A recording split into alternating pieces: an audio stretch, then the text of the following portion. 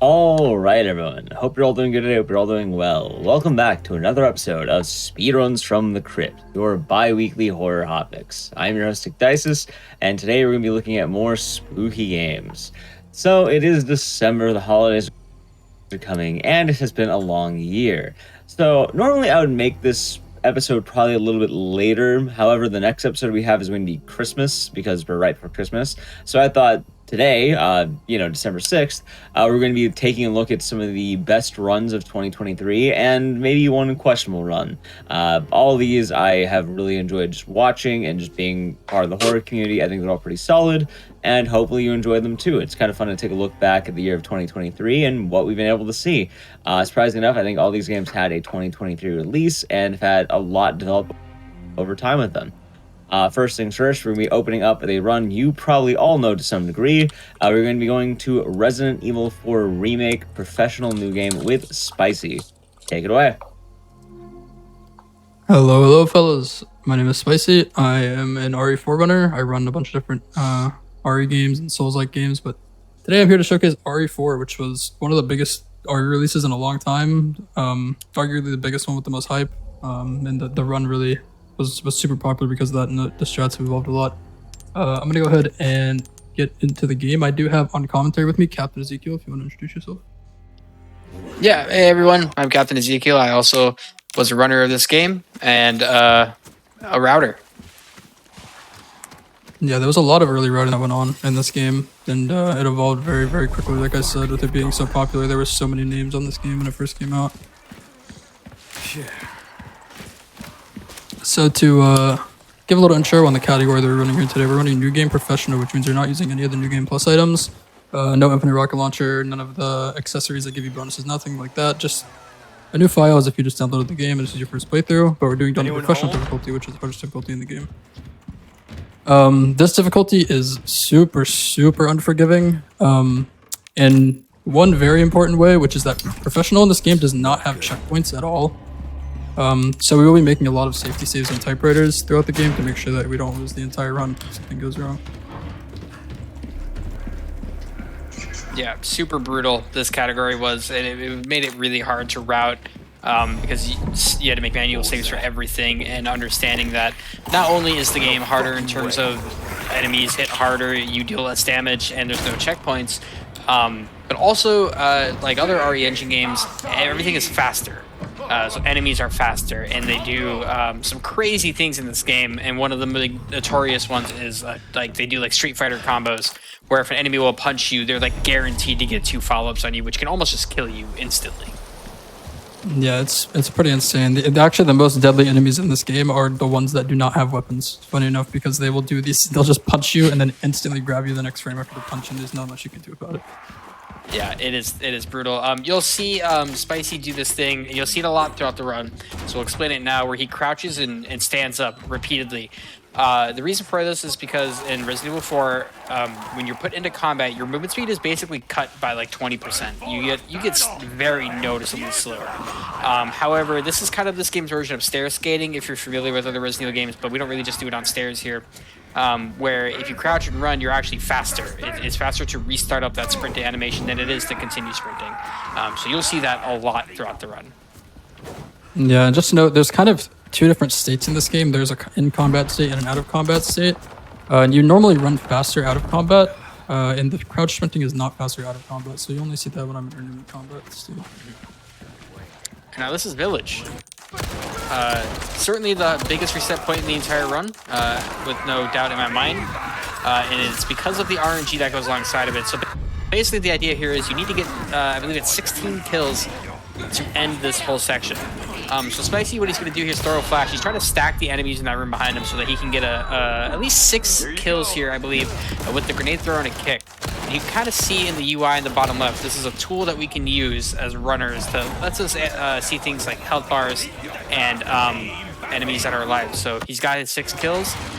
It's basically started the second phase of this village. Now he needs to get another 10 within a reasonable amount of time here. He's going to break this window for later. This guy's going to climb through the window. He's an easy first free kill. Now what's supposed to do is to jump out this window and throw a grenade, and I was hoping to get the last 9 kills here. That's a pretty good stack. He's at 12. He needs 4 more. or 3 more. Sorry, it's 15, not 16. My bad. But all things considered, that was a pretty decent village. That is so RNG heavy because of enemy placement and enemy health. It is ridiculous how RNG that is. Yeah, it's very, very random. And he did say RNG help. The enemies in this game actually spawn with random HP. So there's a chance that even if like a bunch of enemies spawn and stack under the window there, they can all spawn with the max HP roll and they just won't die to the grenade. So There it it's is. very, very rough. I'm actually gonna make another save here, just in case we get owned by the cow guy. Yeah, this is something you should see from anyone running professional. Spicy is considered, in my opinion, one of the best runners to ever touch this game. And still, even he remains competitive after branching out to other games. Even he will continue to make these saves. You should make saves in a game with no checkpoints. Doesn't matter how good you are, especially in a marathon, you should be making saves. Yeah, another tech that you see me do pretty often, almost any time that I shoot my gun because it's out of muscle memory now, is that I'll pause my game before I shoot my weapon, and that is not exactly marathon friendly. Basically what we're doing is we're just pausing to make sure that we don't miss the shot, because the timer doesn't run in the pause menu. So for runs, it actually saves time, so you don't have to spend time aiming. But yeah, I'm just doing it here just to make sure that I don't miss, because later on, some of the rifle shots you have to do, if you miss, you will be in a bad situation. Yeah, this game has a really bad problem with bloom, probably worse than any other game I've seen, where shots will not go anywhere near where your reticle is. So pause buffering became kind of a staple to ensure you didn't miss. And the game's the routing and the strats are basically built around it as well. So pause buffering is very common, and not only this, but also in the DLC speedrun. It just helps make sure that you don't lose runs to a missed shot, because one missed shot will lose you a run. Yeah, it's very brutal in some parts like cabin. You really cannot afford to miss at all. Like you said, strats are based around the fact that you do not miss a shot. Like in cabin, you have 5 shots. In your gun, you need 5 shots. You don't have time to reload, so if you miss one, you're pretty screwed. Yeah, it is brutal. There's a lot to this run. There's gonna be a lot of commentary throughout this run, because there's gonna be a lot to explain. There's a lot of skips and tricks. We haven't got to like the juicy part, which is the beautiful stuff we get to do on our down patch version of the game. So Spicy is playing on the oldest version of the game, which allows for out of bounds and stuff that you will see. One of those out of bounds actually come up right now. This is called Larry Skip. Especially shooting that to kill that guy. So what he's going to do here is he's going to interact with that while crouching, utilizing a double bind, which is kind of like a turbo that we have here in the game that's allowed for runners, which allows a double binding macro to let you input basically very fast. What he did there is it clipped Leon's model out of bounds in the middle of that animation. You'll see that from time to time throughout these runs, and that basically lets him skip this whole area here where you would normally have to run around and go into this house and meet a guy we call Larry, who's just like Ganado that's down there. But instead, we drop right on top of Luis, and that's chapter 1. Good job. I did a little bit of pause buffering out of bounds there. If you didn't catch it, it's kind of hard to see, but basically what I did was I picked up a green herb that was out of bounds there. Then an inbounds herb, you can grab it out of bounds, and that's just to give you a little bit of safety in case I take a hit in this chapter. They also have enough money. Not healing is a big part of the money routing in this run, because the red, green, yellow mixes sell for 10,000, which is a lot of money. So we really have to try to preserve our heals as much as we can. Yeah, it was really tragic for runners when we were routing this to find out that was going to be our main source of income, is using our heals. When like a single hit brings you so low. It was really tragic, but that is how it's built right now. So selling our first aid sprays, selling our red, green, yellow combos is, like Spicy said, it's super critical to making sure we have the money we need for professional, which the difference between professional and like standard is we actually have all of our weapon upgrades available immediately. So what that means is when you buy the sniper, if you had the money, you could fully upgrade that sniper right away. And we kind of use this to our advantage to make sure we can own bosses, basically. A little bit of RNG on this guy here. It's why I pause buffer to see what it's doing. I'll be taking these back. That's blessed. Now we go into Who's that? an area that is tied for village and how awful it is. Oh yeah, this is if you watched any like Rage or Salt compilations or RE4R, you have probably not only seen me or Spicy here, but you've seen a lot of people here. This is been nicknamed Dynamite Valley, Red Mist Valley. Hopefully you don't see why it's called Red Mist Valley, but basically this whole area, our objective is to get to one side to grab an emblem and then bring it over here to open up the store. Spicy's shooting this barrel to kind of to pull the Ganados to one area. This whole area is scary because their Ganados are everywhere throwing dynamite. If the dynamite lands underneath your feet and you don't have iframes from an animation, you are dead instantly. That guy turboed. If you hadn't guessed, there's RNG stuck around here, and we're kind of hoping that no enemy does some rogue behavior. So this is the emblem that we need. There's one guy here, so we do have to use the shotgun to kind of clear the way sometimes. Hopefully we don't burn too much shotgun ammo by doing this. Another guy who's yeah, another turbo. When enemies turbo, you have to shoot them. You don't want to get stuck by any means. Another guy you can zoom in up behind, so this guy's going to usually throw a hatchet. We can typically dodge it. And now we have another dynamite guy here. We have to get on. We're almost at the end of the area. Take out these dynamite throwers. Nice shot. That all is that's Dynamite Valley.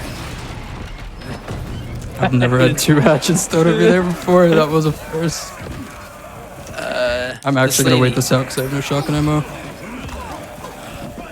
Almost every Ganado has turbo. That's crazy. Yeah, they're super aggressive right now. This guy is here for some reason. Yeah, okay, there we go.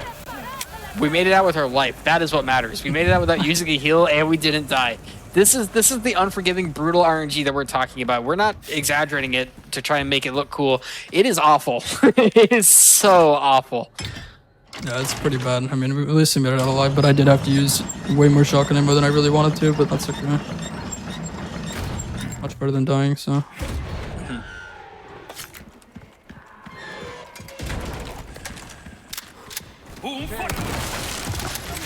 Yeah, shotgun ammo is very important because it helps us be safe in a lot of areas. That was a little scary. And how we go about navigating enemies, and especially going to be later when we need to use it to clear out certain areas and set up certain enemies. So, yeah. Otherwise, you know, getting through without dying, that's pretty optimal. There's a chainsaw Salvador here that gets aggroed late because of the way we go through that area. So let's just run by him for free. Yeah, if anyone's seen any OG RE4 runs, you'll know that in that run, they don't actually use the shotgun. They use the TMP and they just kind of shoot the heads of enemies to stagger them. They stagger really easy on professional. That is not the case in this game. In this game, the enemies do not, they just don't stagger on pro. Pretty much at all. Yeah, they have what we call diamond Minecraft helmets on. Like, you shoot them, nothing happens. They just don't care. It's brutal. Same shell here. Yeah, normally you would shoot him, but gotta save the ammo. Thankfully, the strat used to be just to juke him anyway, so Spicy was already familiar with the backup. And that is chapter 2. It's really good we got through that chapter without having used any heals. It ensures that our money will be okay. Yeah, that's really good.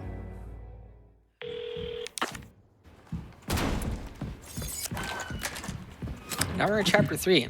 The thing you guys will notice about this run is it never stops. It's basically go, go, go, all the way from 1 to 16. There's a lot going on. You do hear the dog stuck in the trap over there. Maybe you don't hear anything at all, actually. I don't hear anything. There's nothing happening over there, actually. I don't know what I was talking about. That's my bad. You feeling alright? Yeah, I'm a little under the weather. It's cold out. We did grab a small key in there we'll use in this same chapter for another treasure that we need in preliminary outing. I have 1 shotgun shell for the guy up here that I need it for, and then we get some more in the church. So we should be okay on shotgun ammo from here on. Spicy did a little trick there to skip the stagger of that. When that explosion goes off, Leanna's supposed to kind of duck a little bit, but instead if you switch weapons when it happens, or if you aim or put yourself in really any animation, it'll stop that stagger from happening. We used that a few times throughout the run, actually.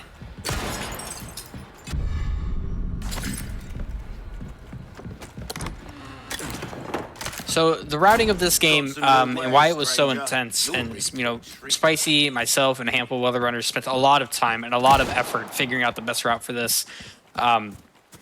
It's so hard because of treasure pickups and what we needed to do to figure out what the most optimal, because there's a lot of treasure in this run. It's all over the place. However, we have to figure out strategically what's the best treasure to be grabbing to go the fastest and have the money we need at the very minimum to do what we need to do, because we actually do utilize RPGs in this run just like they do in the OG. However, they're very, very expensive in this run. They're $160,000 dues, and that is not easy to come by. And you're only allowed to get one, what is it, every 3 chapters?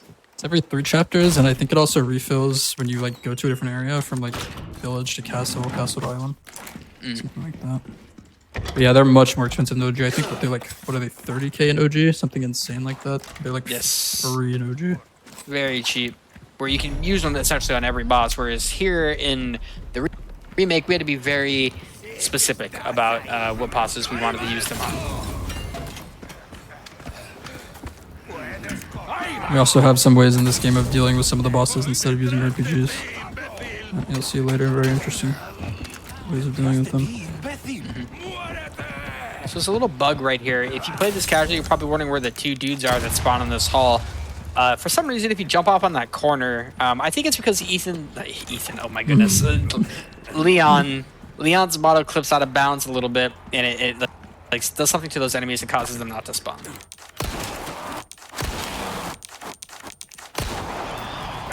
That was crazy.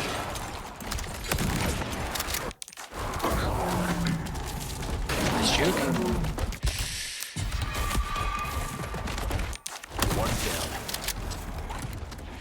Holy moly, that's my pistol scary. did not want to hit the lamp. Put me in That a bit bird of a tough situation, but yeah, the bird, the bird didn't Did get the down, bird Mr. eat one of them? President. Yeah, the bird flew in front of the shot. Yeah, it's just one of those things. Thankfully, that's what the eggs are for. The eggs are not for money; they're for healing. They're meant to be safety. So luckily, we're all good there. yeah, that's the main reason we wanted to get past chapter 2. Because once we get into chapter 3, we do get some eggs. You did see me open up my inventory there for a second and send my knife to storage. That is for later. We do need the knife for one of like the mini boss fights later, and we need the knife to be healthy when we get there. So send it to storage to make sure we don't accidentally use it and damage it. So this whole area is the fishing village. What Spicy needs to do is kind of get through here and get to the end to get the gasoline for the boat. Now, if you're familiar with RE4R runs in recent months, there was a thing called DA0. There has since been a ruling change to essentially split it from the main category. So Spicy's not doing it. DA0 is essentially a bug with the game where you could do a very convoluted long setup that would allow you to get to a weird DA rank that was a decimal or something. That essentially what it did is it caused your game to think you're playing on essentially the easiest difficulty possible. It was a very RNG dependent, incredibly toxic, granted saved a lot of time on the Delago boss fight coming up because it let you kill him in 7 hits strategy. Ultimately, it was bad for the health of the run, in my opinion, because you would essentially, you couldn't take a single hit, you couldn't use a single heal, you couldn't make any mistakes, basically, coming up to this point. Not a single thing, not even RNG could go wrong. If anything went wrong, your run would die here. Yeah, like me parrying that guy would affect my DA, and my run would have been dead if I was running DA0. It's very rough. It was really, really rough. So we do have a split now, so Spicy's not doing that. So he'll be doing Delago organically, which is still, you know, it's the same exact fight, except you just throw more spears. It's also a little scary. It can go wrong if you mess it up. Yeah, we don't want Delago diving. So Spicy also switched to 60 FPS. Basically what we realized early in the routing, that the higher your frame rate, the more these waves turn into tsunamis. So if you were playing at like 120 here or variable, for the speedrun's sake, we're only allowed to play at 120 max. Essentially, these waves would just be massive, and they would eat all of your spears. So switching to 60 was allowed for this part of the run to essentially make it more consistent. We're only allowed to switch our FPS at certain points in the run. This is one of them.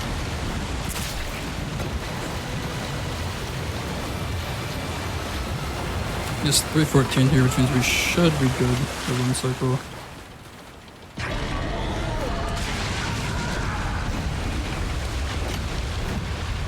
One of those did miss, but we should be okay, so...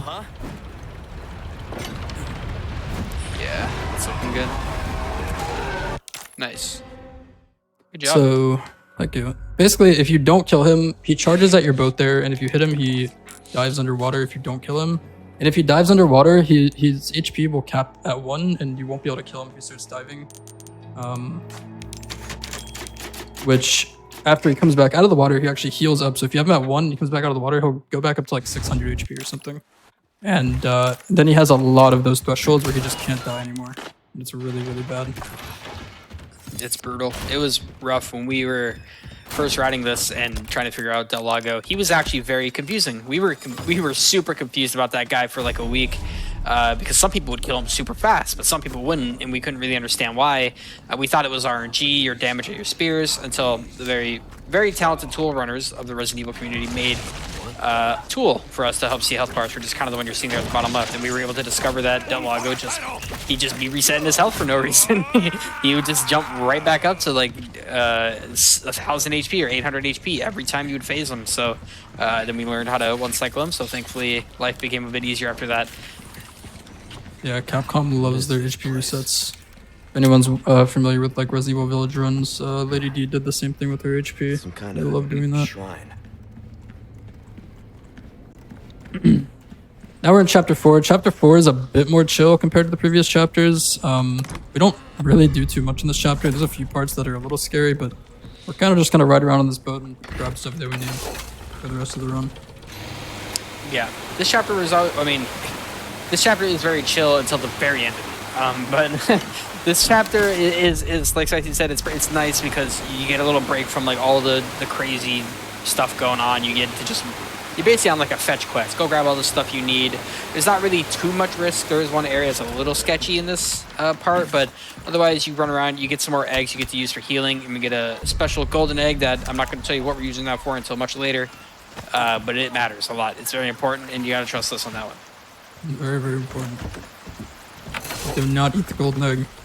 Do not eat many a run have been lost to the accidental consumption of the golden egg. Very funny to see it sometimes, but it's very tragic when you're the runner.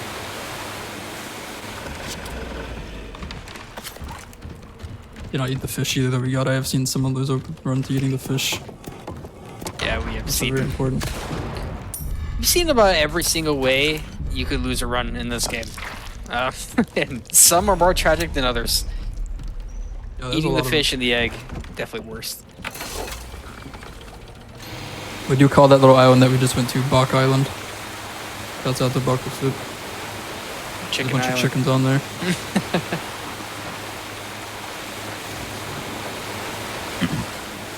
Very chill chapter. I remember when we were first routing this, we used to do a lot more on this lake. We used to stop at that boat and get the Red 9 and the gym that's on there. We used to... I remember very early routing, we were even going to the further south that you could go to get like, really treasures. But The Luis Island, yeah. the Luis Island, yeah. There's a lot we were doing. We're trying to figure it out. It's really hard to route these games.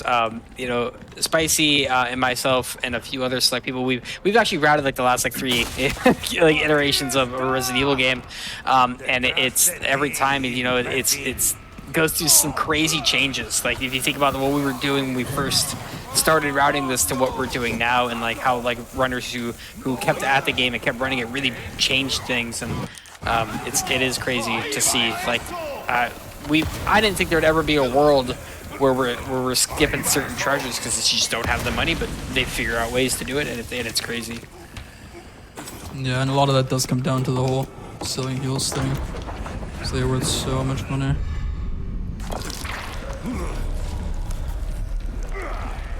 This is the only area in the start of this chapter when you're on the boat section that actually has enemies you have to worry about. For the most part, it's not too bad, but there is some slight RNG to it, like who's hanging out right here. What you do not want to happen is a Molotov to land on the ground right as you open that door, because you can get animation locked where you cannot open the door, but you are stuck in the fire. Yeah, It is awful. Bad. We got pretty lucky that there's no molly guys on the path at all. That was very fortunate. Yeah. Coming up on our first real boss fight of the run pretty soon here. and our first merchant stop. Same mark from the church.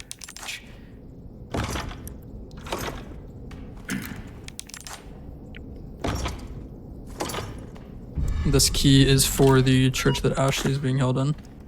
We haven't really explained the story, Zeke, if you want to go over that while I do the merchant stuff. Oh. Most people are probably familiar with RA4's story, but...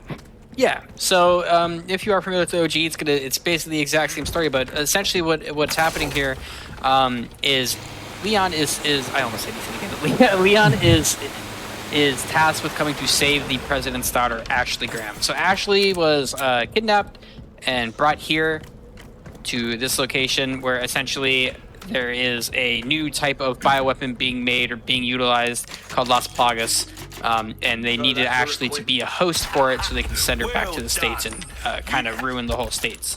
So Leon's job was to come here and save her, and that's basically what we're doing here now is we're trying to find and save Ashley, which we haven't gotten to her yet. She adds her own very interesting level of difficulty to the run, but you'll see that shortly. And what you're seeing Spicy do now is he's selling all the stuff we've been gathering, and he's upgrading his sniper rifle. He might be a little confused, like that's not the sniper rifle, that is the Dragon Lore. So Spicy's using a mod. We allow mods like skins and stuff for the game, so that's why that looks so different. But it's very important that his weapon got the upgrades it needed. It absolutely needs to be at what it's at for the strats that we have set up to work, especially coming up here with Gigante. This is the first actual boss fight of the game. I wouldn't really count Delago personally. So this fight requires essentially doing enough damage to Gigante and doing what's called a load cancel. So you'll see Spicy kind of drop the gun and bring it back up. This is him crouching and releasing aim, which kind of ends the recoil time of the sniper by a noticeable amount. This lets him get shots out a lot faster, and the way he's done this is essentially he's forced Gigante to phase while already phased. So he's just pumping all of his damage into the Plaga's weak point here.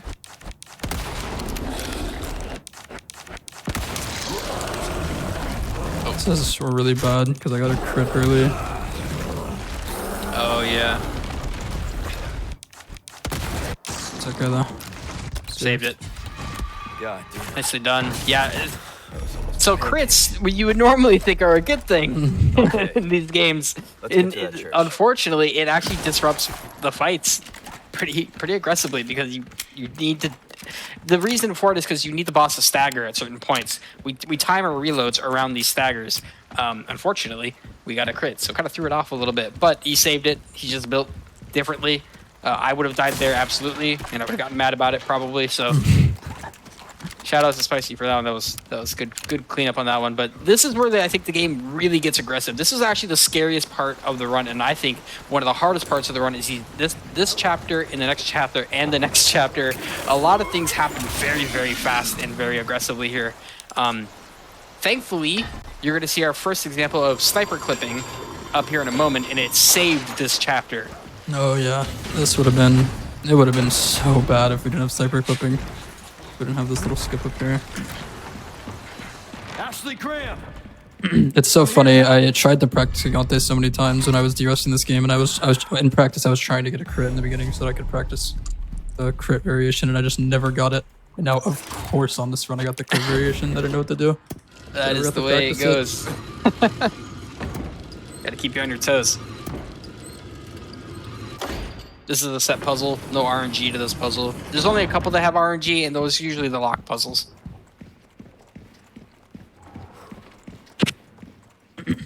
Yeah, thankfully we don't have too much puzzle RNG with all the rest of the RNG in the run already.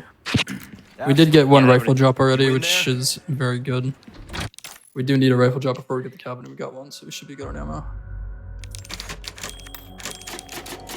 That was a pretty good chapter 4, though. Kept it nice and clean. Unfortunately with the Gigante crit, but there's nothing you can really do about that. All right, let's get the hell out of here. Get the ladder. Oh, he is using also an Ashley cosmetic. This is not normal Ashley attire. Yeah, it's like the assignment 801 from OG. So sniper clipping. Beautiful, beautiful tech. You're about to see what it does. Basically, when you scope in, Leon's model gets pushed really far behind where you actually are. This was like a development oversight. They didn't intend for Leon to get pushed so far back, so you just clip yourself out of bounds. And what Spicy just did there is he clipped himself out, and he interacted with jumping down while he was still out of bounds. So Leon just jumped straight to the bottom of the church. There's multiple cutscenes you're supposed to trigger before that, and Ashley's supposed to be behind you, which makes this area awful. It is so bad. Thankfully, the skip was found, so Ashley's still back there, and so she's not going to get lost or kidnapped or anything, because technically the game thinks that you haven't even gone to the cutscene yet, so she's not in any trouble. She's just hanging out inside. So what this is going to cause is we're going to run straight to the cabin fight without worrying about Ashley getting kidnapped, thankfully. Was right about the Yeah, thankfully that was found pretty early on, but I remember the few days before we were trying to route this, before we had that, and trying to get Ashley through this area without getting grabbed was actually impossible. It was really, really bad. It was just horrendous. There was a strat that was developed where you could, if you got to the save point fast enough, you could save and reload, and then you were on a very strict timer to get all the way here to the cabin before the timer ran out and Ashley got kidnapped. It was brutal. On professional, the timer for Ashley getting kidnapped is a lot shorter than it is on hardcore, standard, or casual. Got the unlucky door grab here. Yeah, that's a frame trap, unfortunately, but thankfully we still got eggs.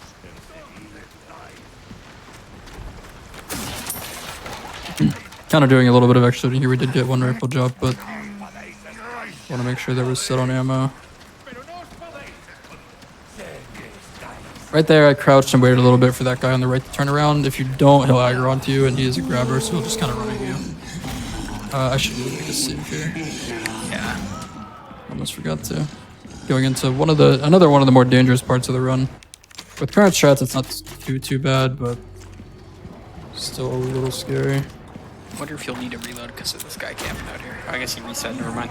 Yeah.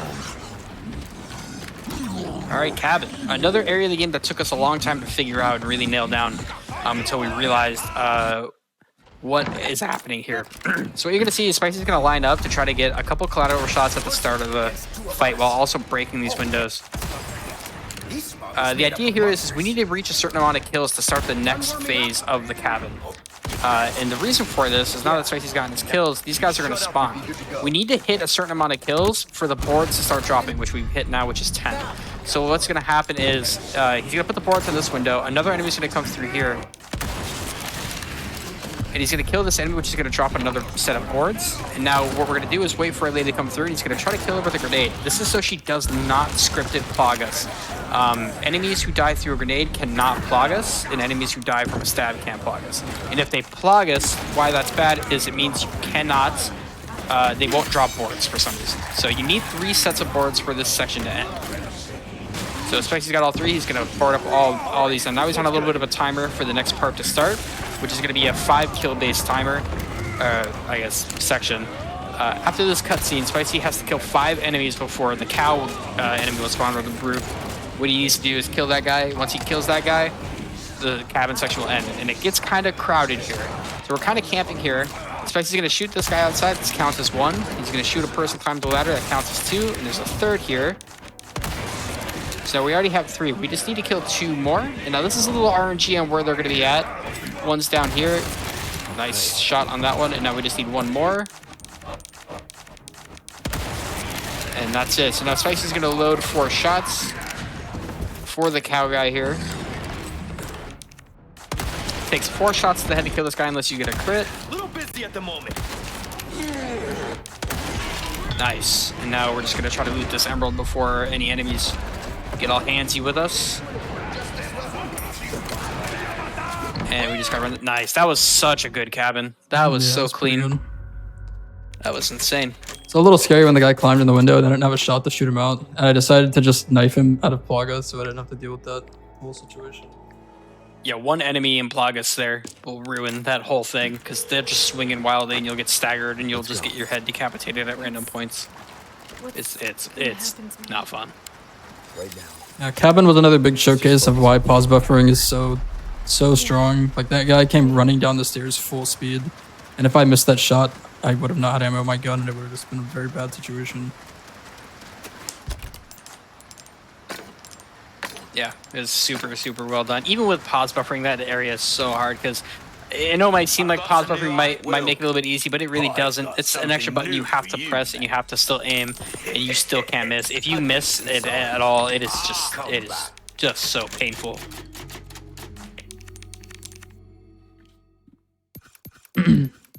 On the merchant there, we did a little bit of selling again of the treasures. You saw me combine that lamp. The lamp with the 3 diamonds, if you combine 3 of the same color things, you get a large bonus in the sell value. So we combine, we get a bunch of money from that, and then we upgraded our case size so we don't have inventory issues. We bought the riot gun, which is a much better shotgun. And the flash recipe, which is also very important. Flash grenades are staple in this one.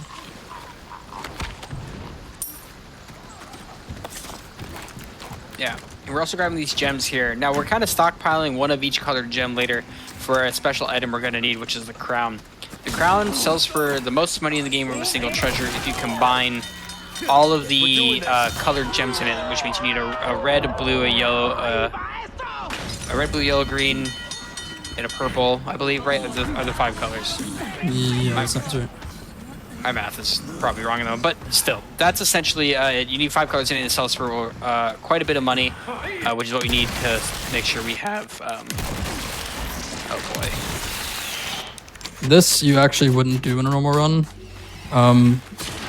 But I wanted to make another extra safety save here before we do Bella Sisters. Unfortunately, we have to kill that guy to make that safety save, so. I forgot about a little bit about Bella Sisters, actually. That's what I was talking about. Like, this whole, like, this Sure is quiet. 3 chapters here are just so aggressive. Like 4, 5, and 6 are just, there's so much. You go from boss fight to boss fight to, I mean, if you want to count Cabin as a boss fight, it's essentially what it is, to boss fight, really. So now we have to do Bella Sisters, which is tricky in its own right. So we're going to tell Ashley to hide. And ideally here, when we shoot the green dress Bella Sister, we want to shoot her twice, and then we want to be able to get close enough to knife her. This will put her on the ground and let us kill her and make her drop the item that we need instantly if she's on the ground. So that went perfectly. And that was weird. Oh. That was a crazy second lunge. It went so far. Yeah. Fortunately, the guy body blocked the door.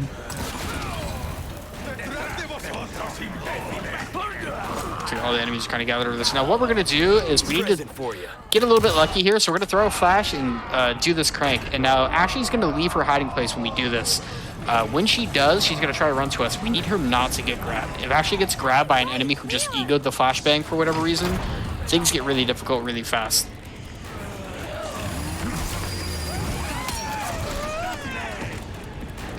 Thankfully, though, when you leave the area, the enemy's de-aggro and you can walk away. So now we're in the clear. The area is so scary. Yeah, I really hate that area. Don't leave me. Don't have a knife here, which not sure what consequence that's gonna have. I don't know what that's gonna affect, but whenever you don't have a knife, the game really likes to give you one, so I'll probably get a drop from something. Don't worry about them. This little Mendez chase sequence here, it can be a little scary. The enemies all have very low health, so usually a pistol shot will kill them or a shotgun shot. However, if you get stopped at all, or Ashley gets touched at all, you will basically lose. Ashley will get kidnapped. And if Ashley's too far behind, if she gets stuck on some geometry or something, you'll go to the end cutscene and you're too far from her, and then you'll just instantly lose. It's so sad. What about you? When she wasn't there on the corner and I hit the cutscene, I actually thought of it. She might have been dead, but. This right here is probably the holy grail of all of the professional routing. This skip right here. All the routing we were doing in the first 2 weeks was to set up for Mendez. We wanted to know the fastest way to kill Mendez because he was kind of a pain. We went through so many different routes with weapons, sniper, TMP, bolt thrower. Yeah, that's him right there, big chillin'. To figure out how to kill him. Our routing revolved around it until we found out that you could skip him. That was a very, very nice skip. So essentially what you do is you kind of clip your model into the near the merchant, and if you open up the merchant, you'll kind of stand upright instantly, which kind of forces your model out of bounds a little bit. And then if you do it again, it kind of pushes you out even more. So the idea is that you skip straight past that boss fight. Thankfully, the game lets us do that.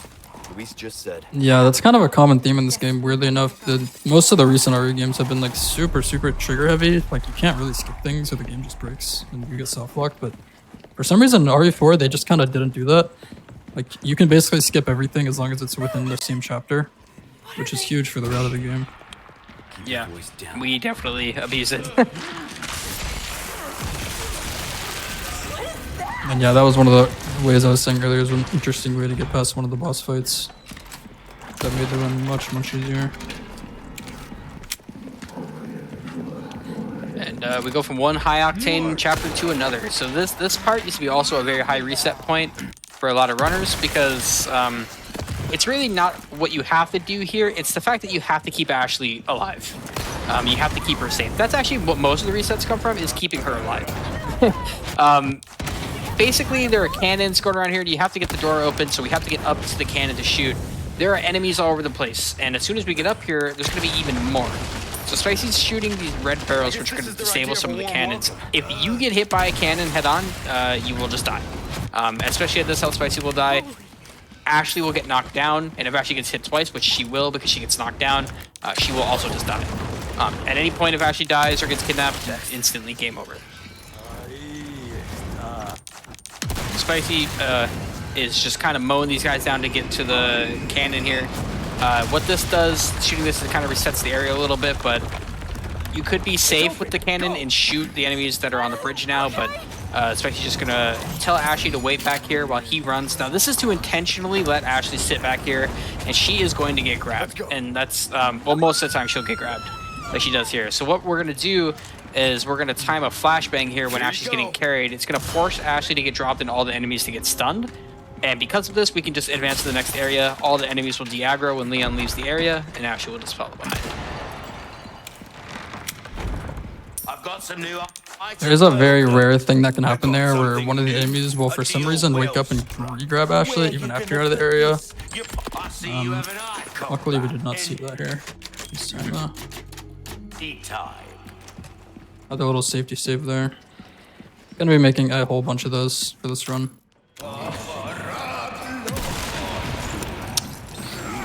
Very nice door clip you're about to see, where we get to skip through the single guard door encounter and go straight through this door right to Water Hall.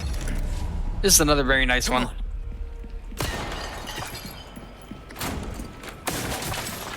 Do a little bit of extra looting just to make sure we have enough ammo. Not getting anything too useful though. There is actually, I'm about to go into Water Hall. If you want to explain the case effects, why we hate the case effects. Oh yeah, so the game starts you off with a standard case, which actually has a thing to it. So all the cases you can upgrade with will change something, like increase drop rate of X amount of resource or ammo. The one you start with increases your drop rate of handgun ammo. This, it takes priority over everything for some reason. So when you can be out of sniper, out of shotgun, and you could have 50 handgun, the game's gonna be like, did you want more handgun? And it'll drop more because you have the handgun case. That was so unlucky. So this is Water Hall. This is also a pretty rough section of the game. A lot of RNG can go into this, where enemies can either like shoot rogue arrows at you and just hit you from so far away. We used to throw a flash here, but now we are saving these flashes since they're kind of actually tripped, I guess. We need to save these to essentially allow us to use them later, because this next part we need to use flashes in order to turn this valve. So that's so crazy. Yeah. You know, a lot of bad RNG on these guys. So Ashley getting grabbed there. Oh my good god. This is the RNG we're talking about. This area can be very scary with RNG. So what we're gonna do is we're gonna throw a flash to get Ashley free, so that we can turn this wheel and stun all the enemies. We need to go up there basically with Ashley free, or else we can't proceed.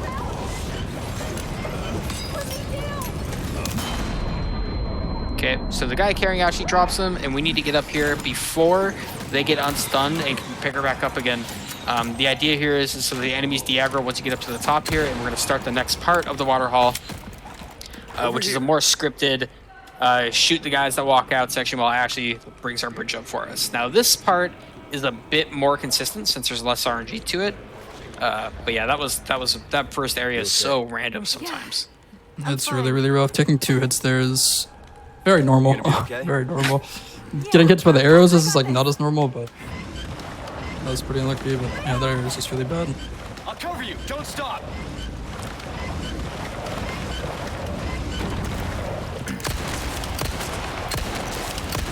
Spicy's gonna kill these guys with his handgun until he has to use a sniper. It's because he has a little bit of a timing window here. Dab is Bloom. He has a little bit of time here to shoot these guys before he has to bust out the sniper and start killing them fast. So now that he's killed a handful, he's going to pull out the sniper and take care of another few enemies that are going to spawn. These are all scripted spawns here. And the reason we're aware, rather the reason you see Spicy moving is because we already know where these guys are all going to come from and how they're going to behave. So he's just setting up to take care of them.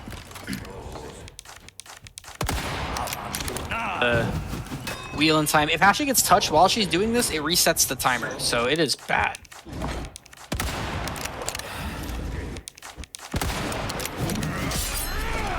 Alright, now all the enemies that are going to affect Ashley are basically dead. We just kind of have to do this dance with these enemies throwing items.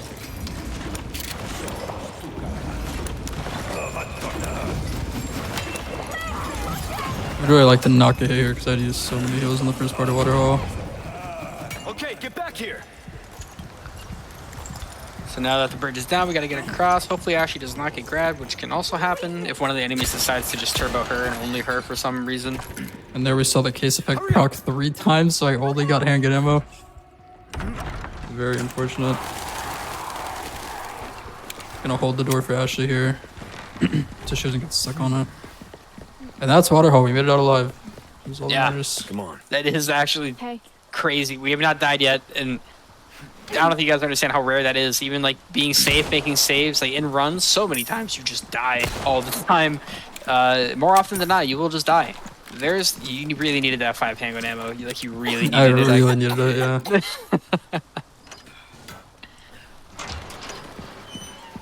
Here in the story, we see Ashley.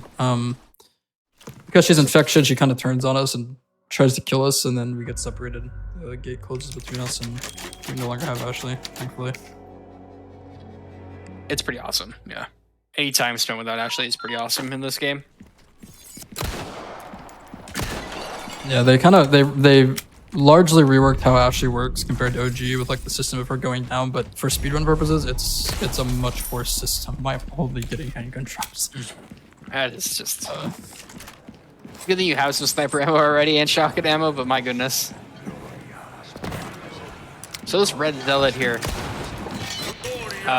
Basically the idea is we need to kill this guy without letting him go too far. We need to get a lantern he's carrying. It's very critical, and we got some unlucky RNG to those guys standing right there.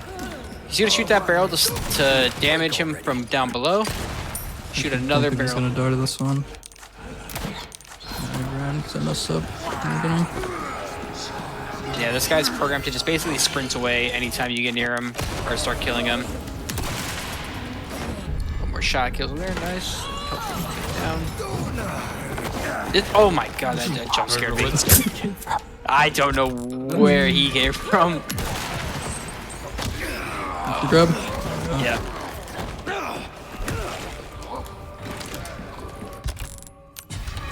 That was our last green herb, so now we're in a very dangerous situation. That was the enemy. That was my fault, unfortunately. I messed up the shooting the barrel in the beginning. The enemies were super off cycle. It's okay though. Whenever you don't have heals, the game likes to give you heals, so hopefully we'll get one here somewhere. Allegedly. Or I think you might need more handgun ammo. I might need more handgun ammo. I thought I'd run out here.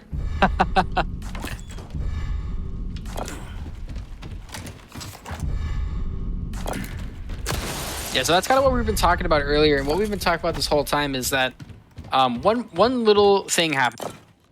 I mean, one small thing interrupted a shot, and as a result, we had to use 2 heals, and we still almost died. Very, very unforgiving, incredibly punishing game.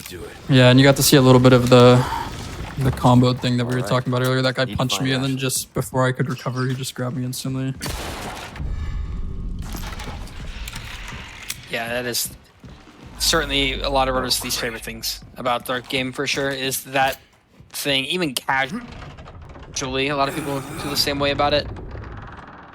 I'm a little scared going into the next part without any heals. This next part can also be a bit scary. Oh, yeah, the castle guarding Gigante and these enemies. So this next area can be a little scary, like Spicy mentioned. So we're gonna need to throw, I believe, at least one grenade, and the other one we're shooting. Those little things you see hanging are what hold the gates down. We're gonna skip going around the castle like it wants us to, and opening them. We're gonna try to bypass it using our handgun and using grenades. Another unfortunate hit. Yeah, it's just unlucky.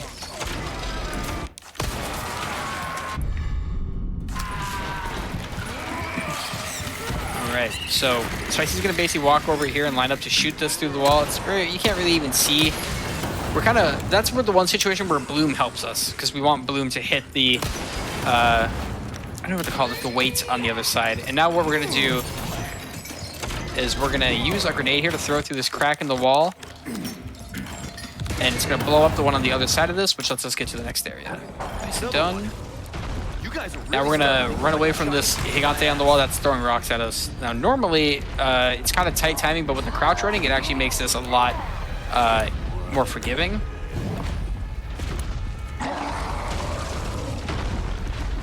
Hopefully these archers won't beam us. We should be fine in this area now. We're past the scary parts. Hope it works. And we can get a heal at this set heal drop at the start of the next chapter. Yeah. And now we have to use this cannon up here to take out the Gigante. Gonna try to kill these three enemies in one shot here. Oh, we missed one. Want to kill those so they're not in our way when we go up the stairs. It also makes us drop out of combat a little bit earlier after we pass the stairs, so we move a bit faster. It's also very important to save ammo here for this next upcoming area. We want to make sure we have enough sniper and shotgun for the maze. Ooh, herbs? 2 herbs. Nice. I thought that was 3 for a second. Sorry. That's I did crazy too. good RNG. We're a little lacking on shotgun ammo. 7s or 8's not too bad, but we'd like a little more. Where are you? We do have a bunch of drop chances coming up soon. I'm gonna do a little bit of extra looting again at the start of this chapter that I usually wouldn't loot. Just to make sure we have enough to get through the game. Yeah. Can't believe that guy. So the yellow herbs in this run are unlike the green and red herbs, where those are RNG and they have some set spots. Yellows are only in set spots. There's a certain amount throughout the run you can only really get, and there's a couple that are on the way, thankfully. That one being one of the easier ones to grab. Play a very big part in making sure we have money. Yeah, the yellow herbs casually increase your max HP, which is really nice, but yeah, since we need it for money, unfortunately, we do not get to do that.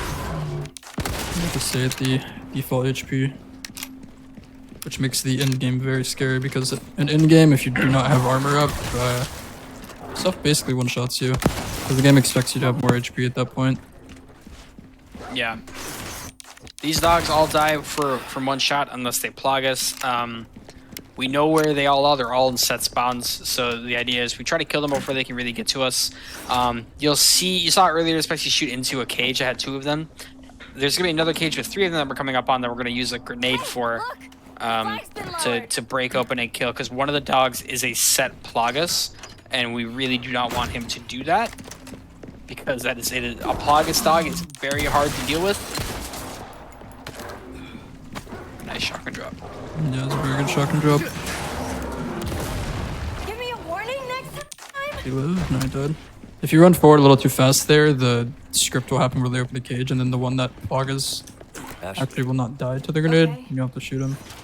The dogs go from like super squishy to super tanky if they plug us, so it's really bad. Be careful. And the idea is you need Ashley to hold that lever down. If there's dogs afoot, they'll pin her down and won't let you actually proceed.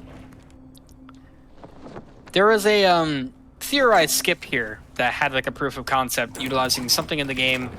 I guess the only way people have been describing stuff like it is called zipping. Where there's some interactions that can happen with this game and going upstairs after a certain frame or animation of switching weapons, which would cause Leon to just teleport. They just teleport straight forward. And there is a skip theorized that you could do that here. It skips straight to the end, like through that gate right up there. Yeah, we never figured out how zips work in this game. They're very, very hard to reproduce. No one was ever actually Now able we to can finally force it to be reproduced. We've only seen it happen like randomly in rare cases. If it ever could be reproduced though, the run would change a lot. If anyone's seen like Elden Ring zip runs, the game is 4 minutes long, you just teleport everywhere. It actually, the zips in this game are actually exactly the same as Elden Ring. You teleport from one place to another within 1 frame.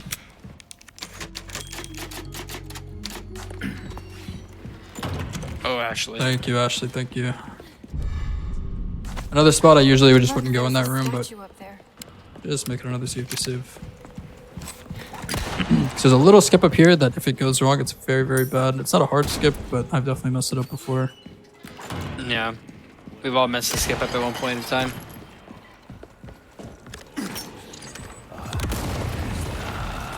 I actually thought that missed because the grenade like fell off.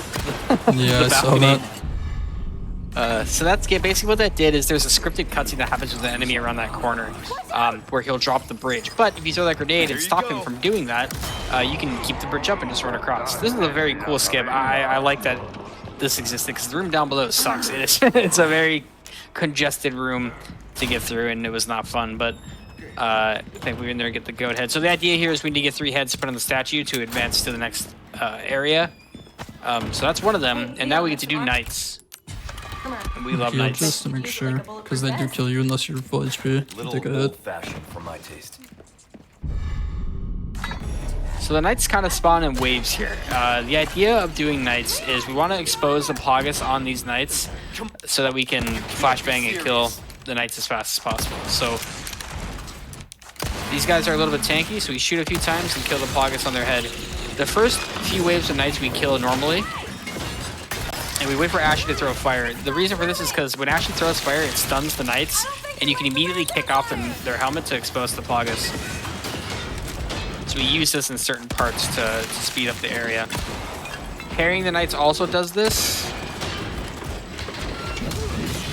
So I see he just did some iframe abuse there to make so this knight does not cheese him. And he sets it up perfectly because when a knight swings at Leon, Ashley will throw fire at it.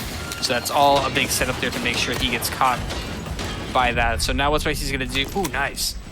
What Spicy's gonna do is he's gonna bait some of these guys to swing and bait the fire to get thrown. So he's trying to get them all standing in one place. Actually threw that a little early. So hopefully this last one gets in there too. Nice. All 3 exposed. Flash kills Plagas instantly. That was perfect.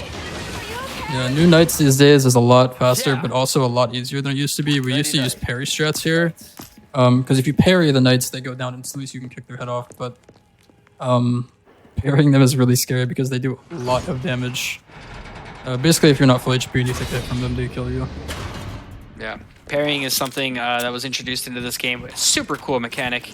Really, really fun. On professional, you can only perfect parry, which means you have to parry at the moment that you're about to get hit. You cannot mash the spacebar to parry preemptively. You have to time it perfectly. So parrying in pro can be very, very difficult, especially in those fights where everything's going on really fast. Huh. The dining hall. I'm gonna do this part and then I'm gonna make a save before I go into Ashley, just in case we have an incident. Yep. It's definitely a good call. That section takes forever and there's no saves in between. No. Looks like we figured it out. Gonna hope for no incident on that section though. Even if we make a save, if we die on that, it's quite a big loss. There's only really one part where you can die on the Ashley section. Actually, one of the parts we're allowed to go to 30 FPS because it makes it a little better, but if you mess up the line or something, you can still take a death there. Yeah.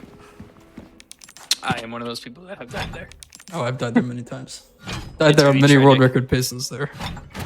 It's really sad because you're like, you know you didn't save, and there's no.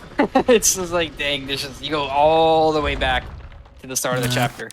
Back to throwing nades at the village. And yeah, basically. So now we have to play as Ashley. Ashley's section is pretty simple. It's pretty chill for the most part, but there are a couple enemies to keep in mind. Ashley does die in a single hit, so we've kind of labbed out the area to really there's only one enemy we have to interact with, and thankfully because of an FPS swap we get to kind of avoid it. However, there's a room full of enemies we have to do a certain routing through. Oh, this is gonna hurt your ears. Yeah. I don't even know how to explain this, so I'm gonna do my best to maybe explain why that happens the way so because of the double bind we have, the turbo basically, that's why it sounded so loud there. It's because it was basically inputting on every frame. For some reason, if you use it on that clock puzzle, the solution changes. It's that solution is supposed to be 7 o'clock, right? Not 8 o'clock. I don't know. It's just not what it's supposed to be though. It just breaks. I don't know why that happens. The double bind definitely breaks the game a little bit. Yeah, there's quite a few spots that it breaks the game in like little ways. Like if I hold my double bind on these elevator buttons, you'll see Ashley like spaz out and she won't actually press the button. Didn't I just say I was done? So we gotta hit some gongs in this room to open up the door. Every time you hit a gong, more knights will spawn. So we do this in a certain way so that we can take lines that will allow us to get to these gongs without dying. If you shine the light on a knight, it'll stun it. So that's kind of what you just saw Spicy do there when the knights were in his way. Sometimes the knights can, just like Ganato's turbo, and your reactions have to be really fast to not die when that happens. Yeah, it's pretty scary.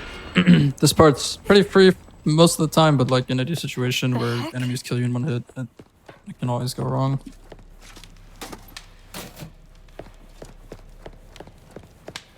Here again, another set puzzle solution. No RNG involved here.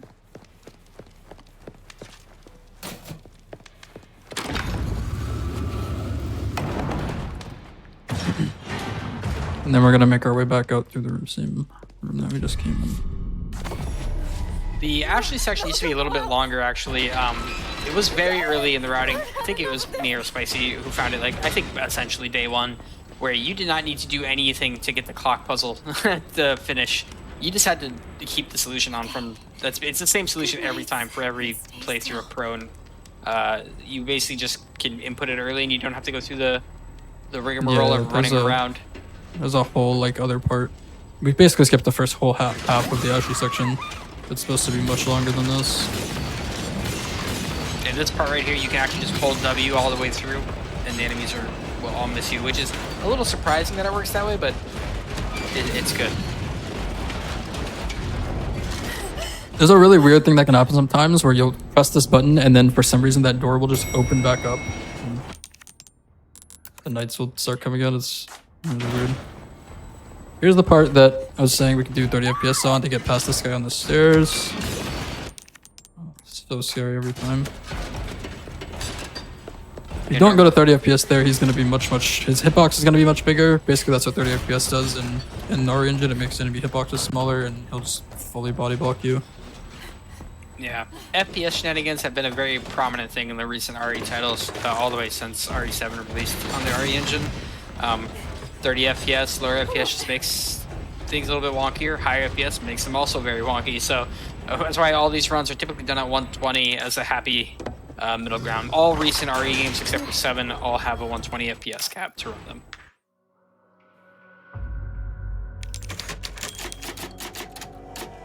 There's a little trick you can do here at the start of this chapter. If I would have reloaded that save, I'm not going to do it here because it doesn't save time, RTA. But if you reload the save that I made, you can actually walk while you're in the loading screen, and you can walk through this wall, and then you can start right here. It saves a bit of time on the in-game timer because the timer doesn't run when you're in the loading screen. Now, if you've played the OG, you're familiar with these guys. These are the Novistadors, or Novis as they're called. They're also pretty brutal in this game. This whole area here is relatively, I was going to say consistent, but it's not true. The Novis are just as RNG as any other enemy. Some will hit you when you're trying to avoid them, and some won't. We use flashes here as a way to stun them all so we can get around. We have to go from one side of the room to the other to hit these switches to go to the next area. Sometimes these Novis can wind up attacks when you're landing and hit you out of iframes. There's a lot of stuff that can happen here. Like that is one of them. They kind of just... I've never been hit there before. Yep. That's the Novi's room.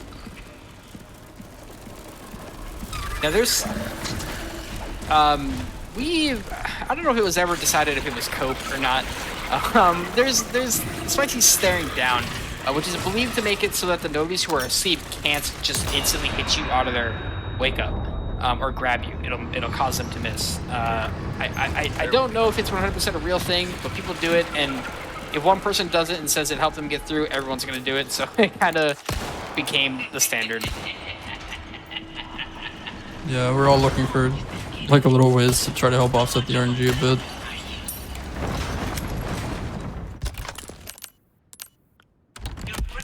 Double guard. Okay. Yeah, this is also a little scary because there's no save between novies and this.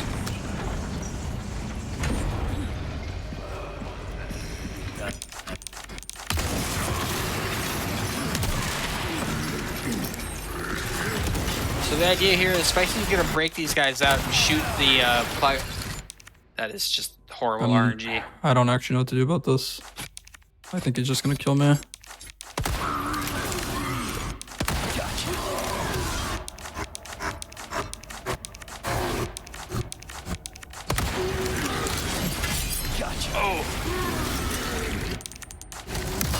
Oh my! Don't hit! Oh my God! What a recovery! That was that was. I cannot believe you actually just did that without healing halfway through. That's just insanity. Oh my! Yeah, I don't know about that. That guy turboed me so fast. I've never seen that. That was. That My was God! so scary. That was the craziest recovery I think I've ever seen.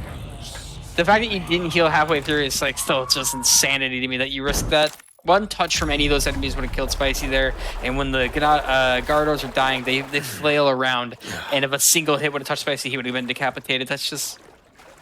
That was borderline irresponsible is what that was. That was insane. Nice recovery. That's super impressive. Yeah, I didn't like that. I would have missed the parry on the mace guy. I would have been over for me. Yeah, that was an incredibly clutch parry.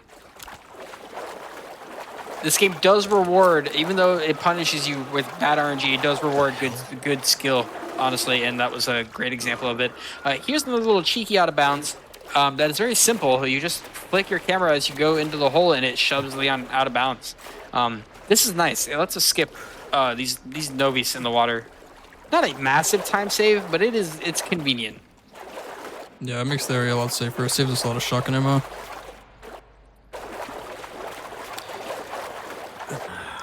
And here we get the big treasure. We can pick it up through the floor. This treasure is worth a ton of money if you socket it with 5 different colors, like Zeke was talking about earlier.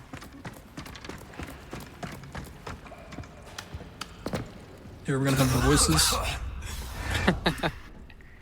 Now we're coming up on another boss. This is where we first utilized the RPG.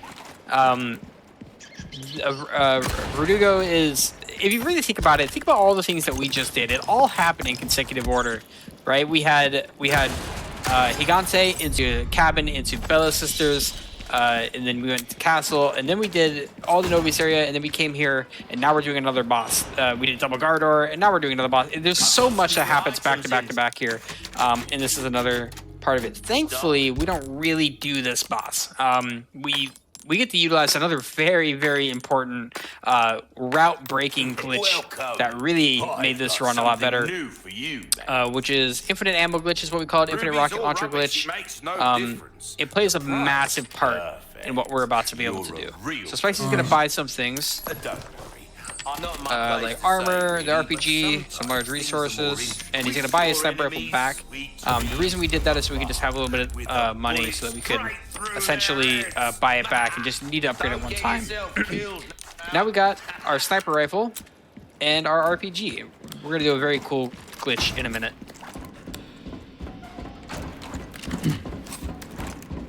Probably should have resaved after I did the merchant, but no, we'll be okay. I'm actually gonna loot a little bit extra here because I really need a magnum drop before we get to Salazar. You are okay, getting I'm just heavy being nades. fed heavy nades.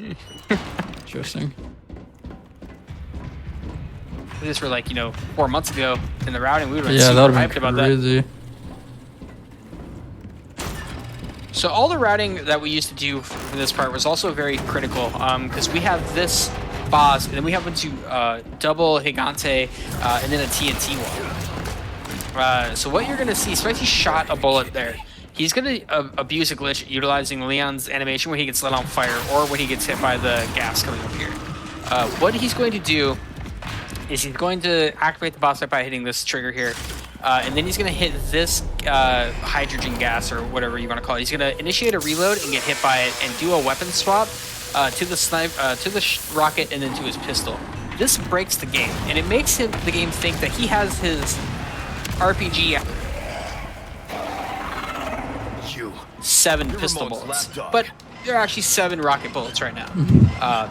This glitch is incredibly important, so it lets us kill Verdugo without having to waste our RPG. We get to just keep it now. What this does, it means that we essentially get to go into the next area with an RPG, and we get to do the glitch again.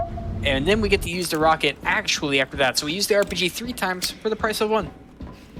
Yeah, this was huge for the routing of the game whenever it was found. It was like, because like we said earlier, the RPGs were just crazy expensive. Getting 3 uses out of 1 RPG is massive in this area. I have 4 heavy nades, I think, right now. That is insane. That is kind of crazy. I really need a Magnum drop before Salazar. Doesn't seem like I'm gonna get one though. Sounds like we're throwing heavy nades.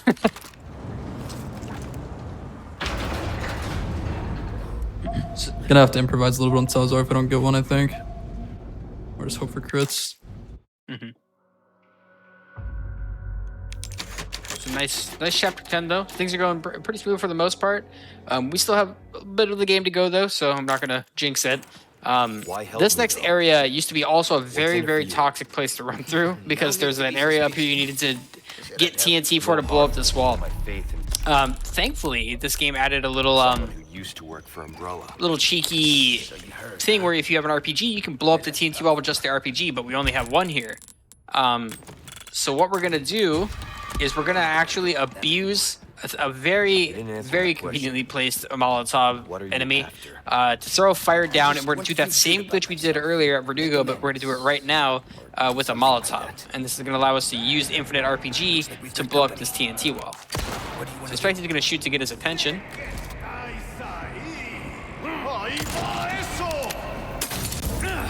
So Spicy waited for an audio cue of the guy saying Aiba Eso, and he just basically knew that he's throwing the Molotov, so he initiated the reload, switched the weapon, and now he's got the infinite RPG.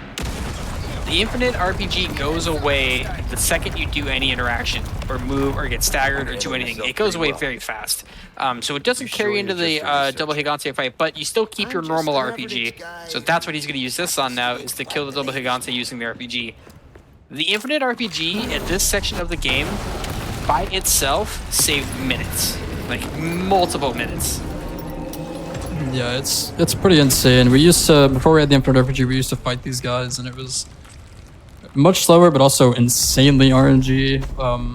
Really bad. You needed a lot of heavy nade drops or a lot of magnum ammo. It was, this whole part of the routing was just super rough before we had the infinite RPG glitch. And you had to use the broken butterfly to try to hit the Plagas on the back of these guys, which was just horrendous. Yeah, that's super inaccurate. It was really bad. Well, that was a pain. Now we actually get our first, like, sort of downtime, but you can't, like, AFK downtime, where the minecart section, you kind of have to pay attention, or else you're going to flip the minecart. But it calms down for a couple minutes.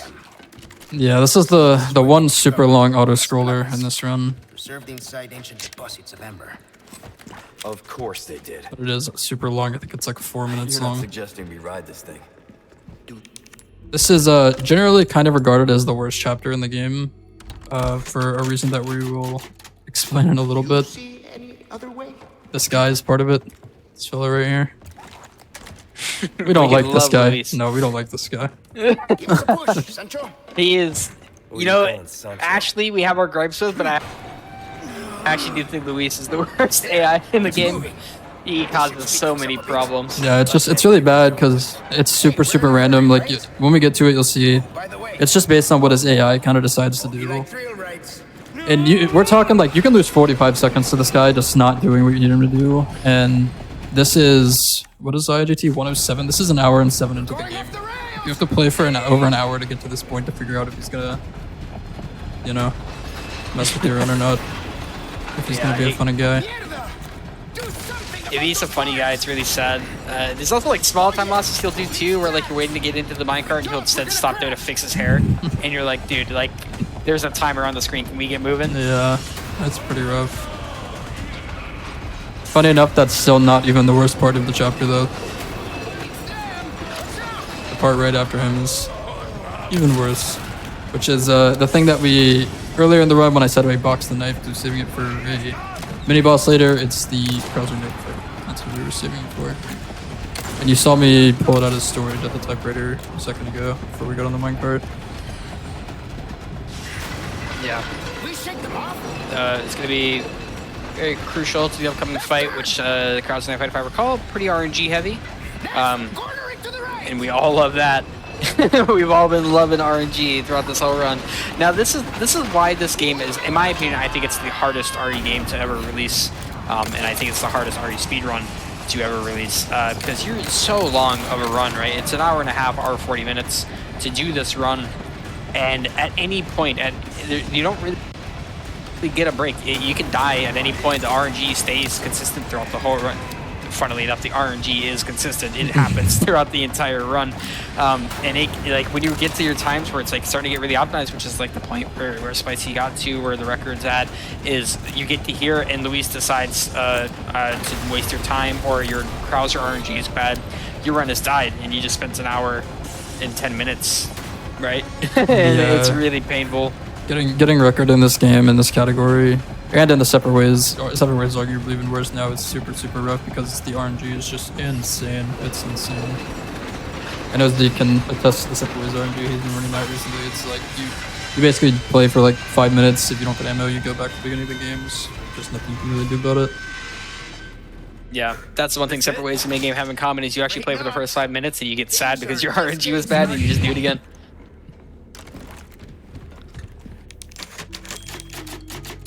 Shouldn't really need a save here, but might as well. Better safe than sorry. I remember a fella who was on the minecart here who thought he was holding a button that he wasn't holding, and he flipped his minecart. Oh, what a silly mistake. What a silly mistake. So this is where Luis can, he needs Take to a breather, buddy. Take your time. He is tired. If you get super lucky there, he can actually just not stop at all, and he'll just walk up and give it a card, but it's so rare.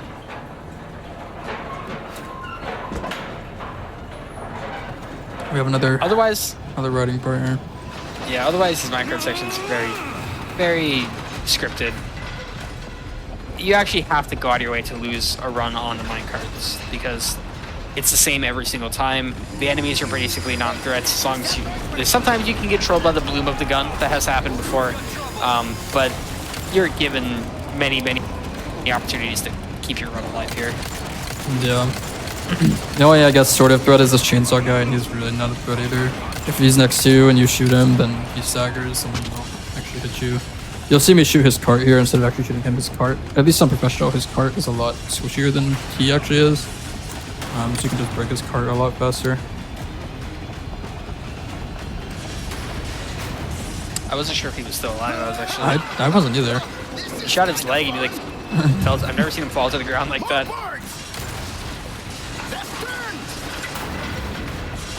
I don't think anything even affects your time here, like whether you hug the rails perfectly or anything. I don't think anything actually matters for your time here.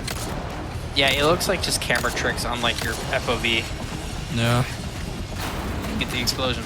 No explosion. Reset. That explosion, if you hit that barrel up there, it's a really hard shot to hit, but if you hit it, it'll basically bring the Salvador's cart down to like 1 HP. But you can still deal with it just fine.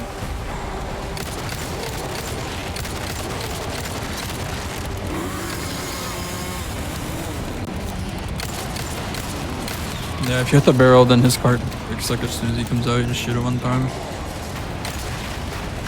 End of the line, asshole. Whoa, language. Language. Gone from this. Yeah, otherwise these guys, this is, do not be fooled. This is not the accuracy of these weapons. This is not real. This is such a lie. Like this, no gun in this game ever is this. This is the most accurate. Especially gun will this be. one. Yeah. If you use the red 9 in the actual mid game, like on It's your casual so playthrough or bad. something, it's so bad. They nerfed it so hard from OG.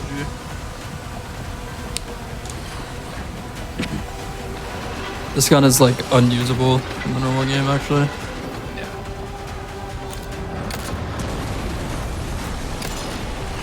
You actually had me worried there for a second.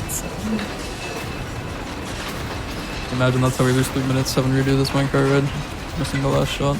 That'd be really funny after I just said how like easy it is to not lose around here. Yeah, we just talked about how accurate the gun is, and then it just misses on the last.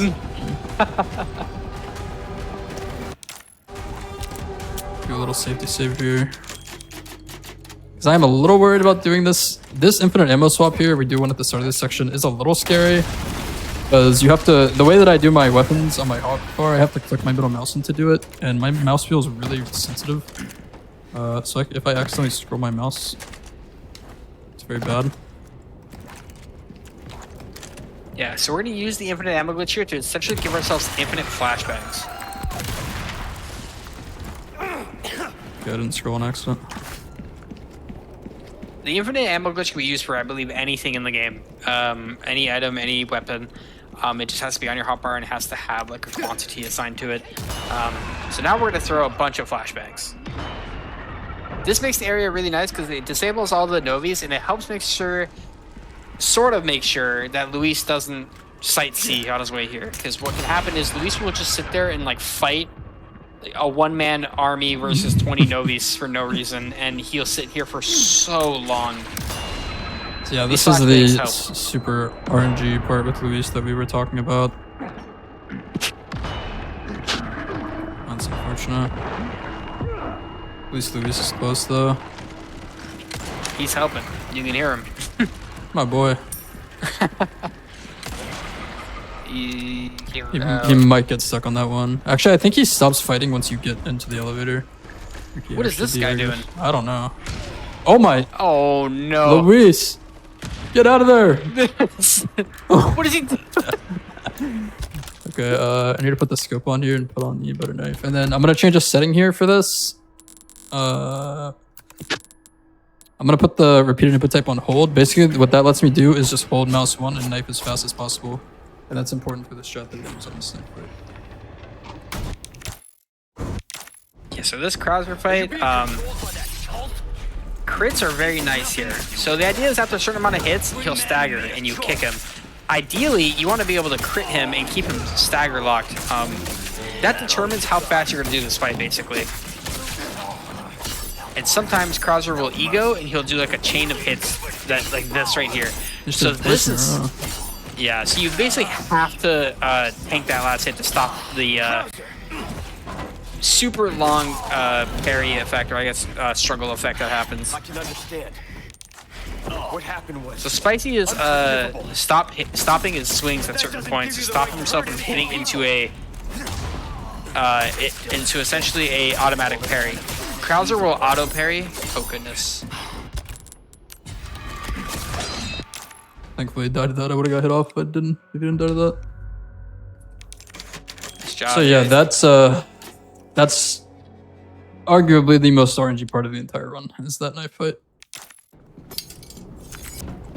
You won't get away with this. It's Which is saying a lot considering the amount of RNG we've already discussed. yeah, it's pretty bad. There's a lot that goes into it. Whenever you're swinging at his leg, basically you're kind of trying to dead zone him. If you do the whole thing and you hit a certain spot, there's a good chance he'll just never parry out. You're not actually supposed to be able to hit him like that.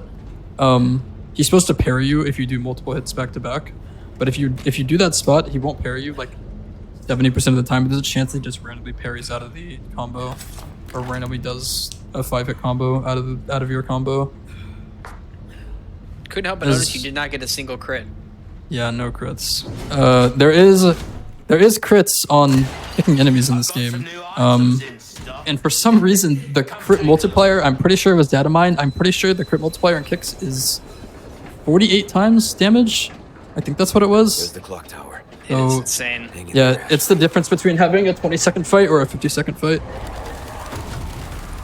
Crate kicking plays a pretty big part in that fight in this game. It also plays a part even in separate ways too, for the same reason. A crate kick can really make a difference.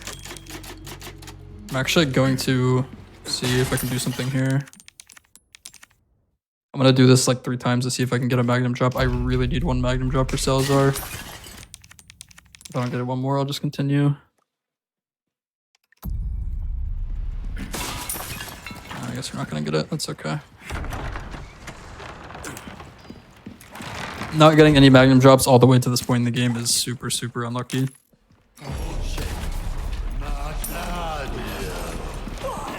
Now we have the clock tower here.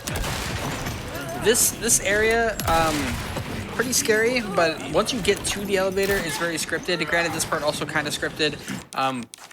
Like other areas in the game, it's scripted, but if you make a single mistake, it goes off the rails and it no longer becomes scripted.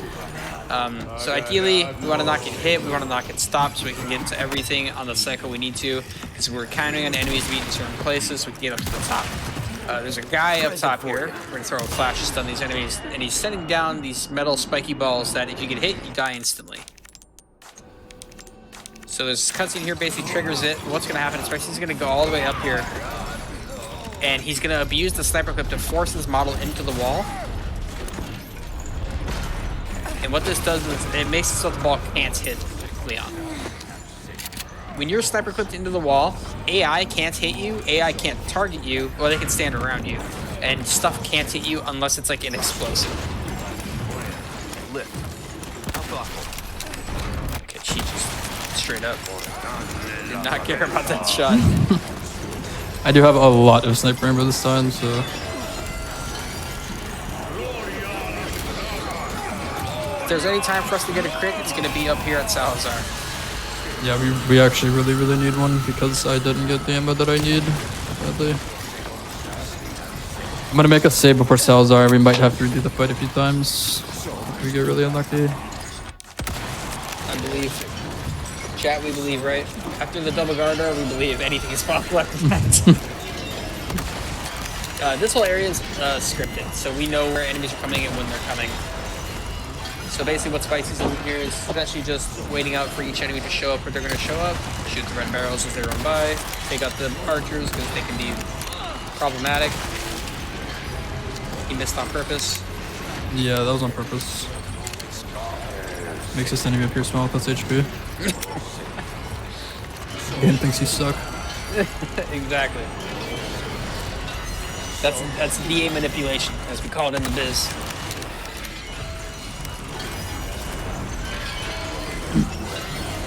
This enemy actually can spawn with so much health. This hopefully. Guy here. Yeah. Sometimes you won't die from 2 sniper. I think maybe this time.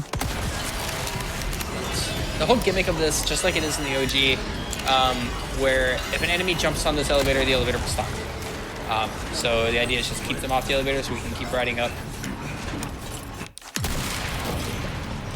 And then there should be one more enemy. Actually, that's it, I think. Just be that one.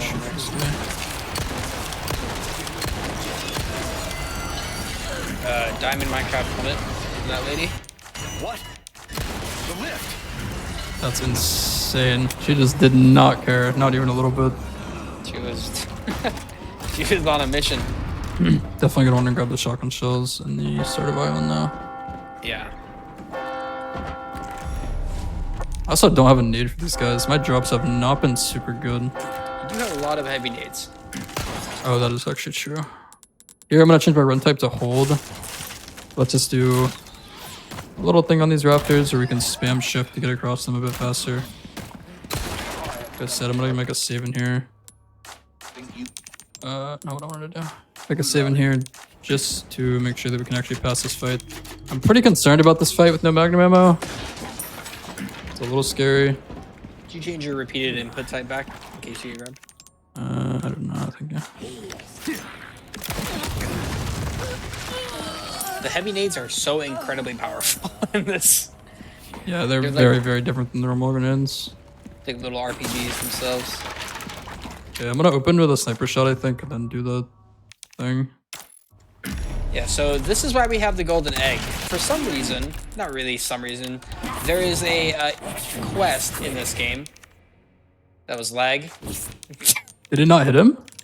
It didn't. It did not. It missed. Unfortunate. Uh, The Magnum yeah, wasn't gonna crit that time. It wasn't gonna crit that time. Oh, see? Oh, it was a that setup. was- It was a setup. it was all planned. That's insane. There you go. He's just built different. Yeah, it was on purpose. Surely he doesn't miss again.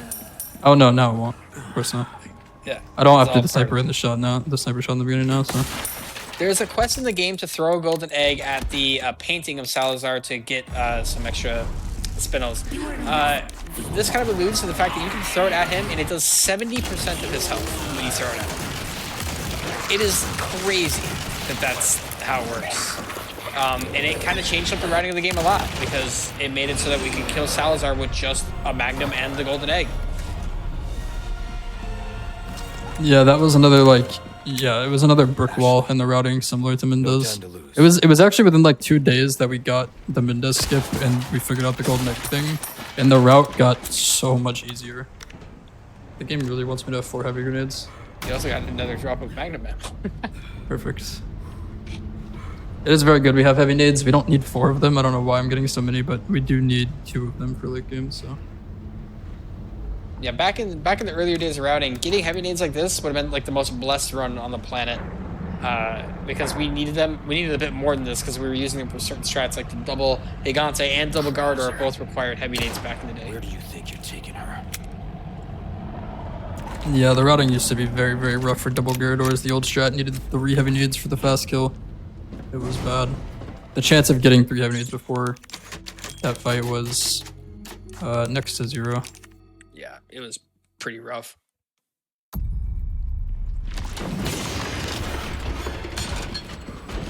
That same reload there. I've actually never seen that this makes the knight swing early.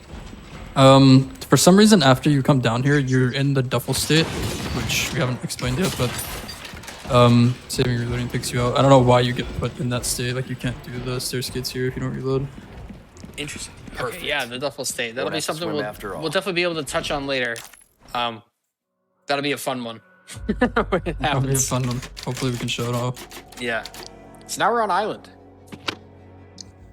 Island is honestly probably the easiest part of this run. There's a few parts that are a little rough, but like compared to Castle and Village, it's not too bad. It's also the shortest part of the run. Yeah. Island has like 2 or 3 do or die skips in it, where you either hit the skip or you die.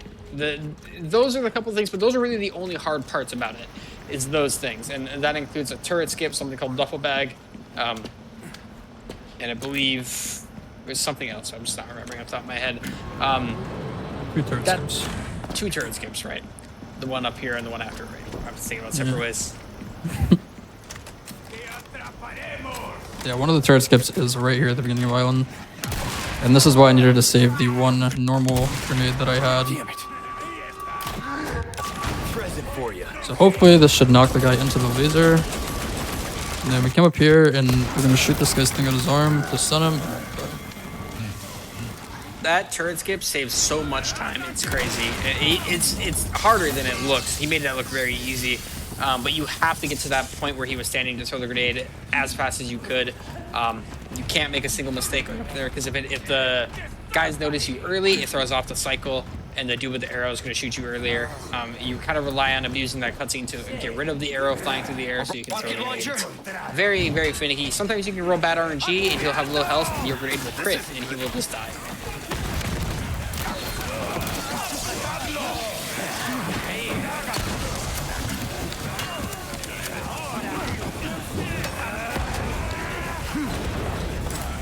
Another kind of scary part.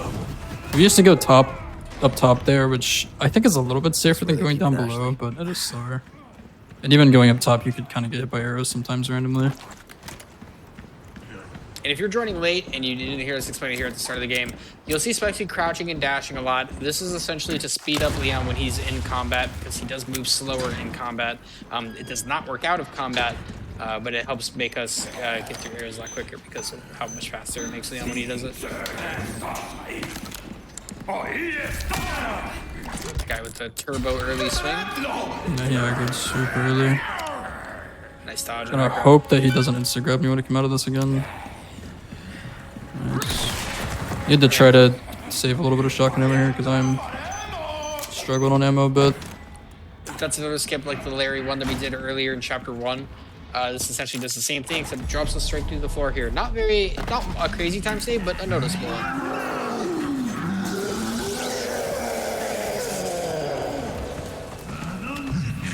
There is a very small chance there that that cow guy like insta turbos as soon as you walk up and he can't hit you before the ladder, but it's pretty consistent in the past.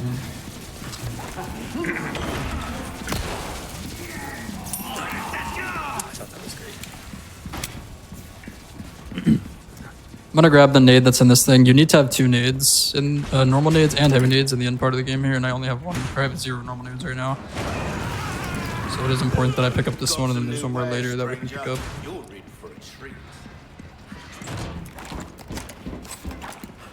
I am very concerned about my shotgun ammo. If it worst case, I think I can probably craft one. It is very important to have shotgun ammo throughout basically this entire run because it's your only way to get past enemies. Yeah, it's kind of like crowd control for the most part. And now we're at the regenerator area. The regenerators in this game, very spooky, very strong. We have ways of getting around them. Thankfully, we do not have to deal with any Iron Maidens. We actually skipped the only one in this run, and we're very thankful for it. Yeah, they're really scary in this game. Oh, yeah, they were Much worse than OG.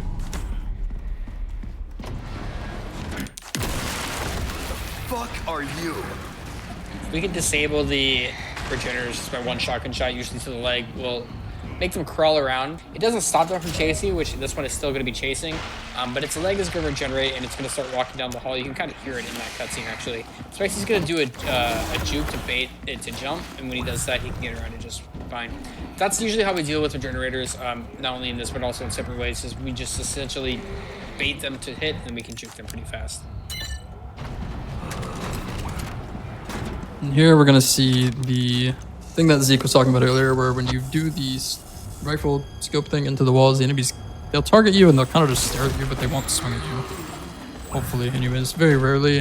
I guess if you're not in the wall the way they will, but you're not supposed to swing you. Again? They will push you, though, and you do kind of have to push yourself back into the wall because they'll push you out of it and they'll hit you. This guy needs to trim his Taking so toenails. long. Fucking gross over there. Yep. Waiting for an audio cue of the card behind me. We're basically just waiting for the card to be made. Once it dings twice, I'm gonna grab it. I'm gonna do a little curve to try to avoid whatever hit he does. And we got it. Sometimes you can get grabbed by that guy. Really sad. Also, the first regenerator respawned behind me. There's a chance that he respawns in front of me here. I don't know what causes it, if it's just random. It's Resident Evil 4. It's probably just random. It's safe to assume that if you don't know what it is, it's probably random. Here, I'm gonna throw a flash grenade, which is gonna blind these 2 guys in this room, which keeps me out of combat and makes this guy not know that I'm here, so you can stab him in the back. Yeah, having enemies aggroed here is very brutal. It's very, very hard to deal with because we essentially need to get this biosensor scope, which we're going to put on our rifle. It's going to tell us which regenerator here has the wrench in it, and we need to basically find him and do as best as we can a collateral shot on the weak points here. But it can be kind of hard if you're spread out. Again, it's RNG. This guy. How did that not hit the... Quick reload here. Oh god. Going crazy. Okay, there we go. Yeah, they can be a little sporadic if a single shot gets missed. They can start moving like crazy. And if you don't have good RNG on the weak point spawns, you can essentially end up with a situation like that where you have to do each shot one by one. Yeah, it's pretty bad when you don't get a collateral spawn on them. Now, see, this wall clip, I do not endorse this. This one, I'm not a big fan of, because as you can kind of hear and see the flashing, there's a guy with a pipe bomb here. And an enemy can push you out of this wall and cause you to get hit sometimes. It's probably just a skill issue on my part, but I have traumatic experiences, so I don't do... It's pretty scary. We're just hoping praying every time he throws one that it doesn't somehow hit me. I've definitely been hit here before. The guy with the shock stick is also pretty scary because if he pushes you, you can't really strafe his attack. There's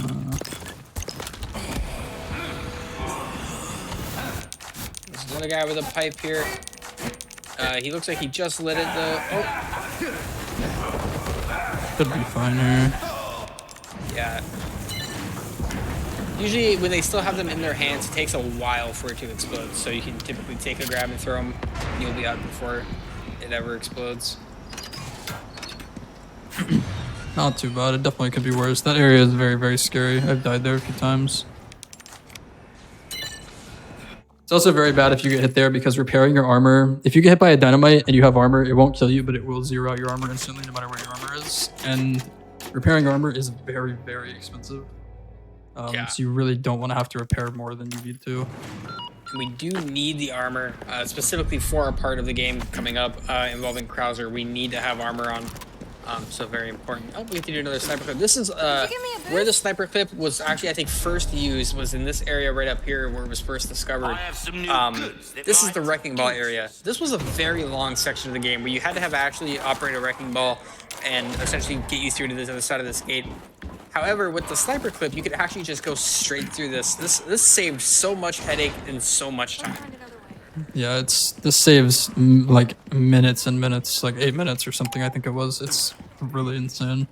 This is also, that's where the Iron Maiden would be if you were playing normally, and that's why we don't see the Iron Maidens at all. That's good. Really good stuff. Yeah. Nice, we got Magnum again. Very good. Oh, shotgun too. These are good drops.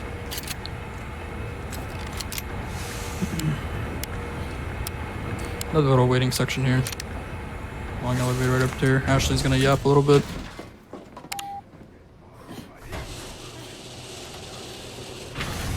You know, I was thinking. We work well together, don't we? So the game doesn't let you actually shoot at Ashley, but if you flick your mouse fast enough, you can shoot her and you will kill her. What do you think? We could protect the Yeah, it does. The game doesn't apply, like, the game has the downing system, and enemies hit her, they don't kill her instantly, they just down her, but if you shoot her, she just dies. You're no fun. Yeah, it's a very interesting mechanic. However, I feel like we could abuse it if you could just down Ashley and make her stay on the ground. That'd be pretty sick.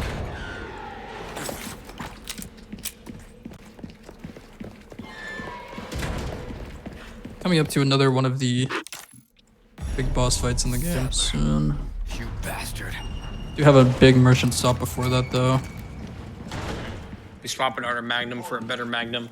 A much better Magnum. Much better Magnum. Magnum that actually aims.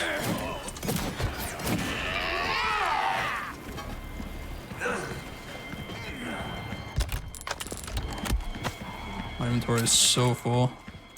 It's a good thing you got this merchant right now. I have some new welcome. So this merchant stop's I've pretty got important. He's gonna something sell a new bunch of the for things you. he's gotten throughout the run. Anything that's extra, he's gonna Ruby's sell the all broken rubbish, it butterfly makes no and his handgun ammo. This is all money he needs so that he can buy Thank you. the Killer 7, which is a Honestly, significantly this stronger might be the only Magnum. He's also going to upgrade the power on it twice and the ammo capacity on it once. And he got his armor too. These are all super important. The armor needed to be repaired because of this section coming up right here. Now, this is a neat little skip trick that was found, I guess. It does not save time RTA, but it saves heartache. What you're going to see is Spicey's going to throw a grenade. This is going to basically destroy some traps down there and some bombs that we don't want to deal with. And we're going to watch this cutscene for a little bit.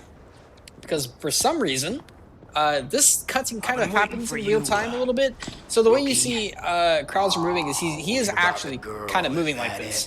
After a certain line, I think it's about a minute of watching the cutscene, when we skip it, Krauser like trips and falls or something. He like falls off the wall and he shoots you. You can get hit, but he doesn't actually spawn. So you can actually go straight to the end of the first phase of the fight. Yeah, it's really nice. We used to use Magnum ammo here and a rifle shot, and it was also random if you get crits or not. It was pretty bad, but now with this strat, it's a little slower RTA. Obviously, the game timer doesn't run during cutscenes, so this isn't the time, the actual timer that we use for runs. But yeah, it saves Magnum ammo and headache. You think I'm doing all this? Yeah. This is for another revenge? nice skip Isn't that what involving this a is all boss that about? was found that helped simplify the See, routing a bit. Because in that before you were jungle, really hoping you I got had a way more revelation. Magnum drops, but now you really only need The like one most to really do important this. thing in this And world life is good. Pure, unadulterated power. Those Illuminados have given me that.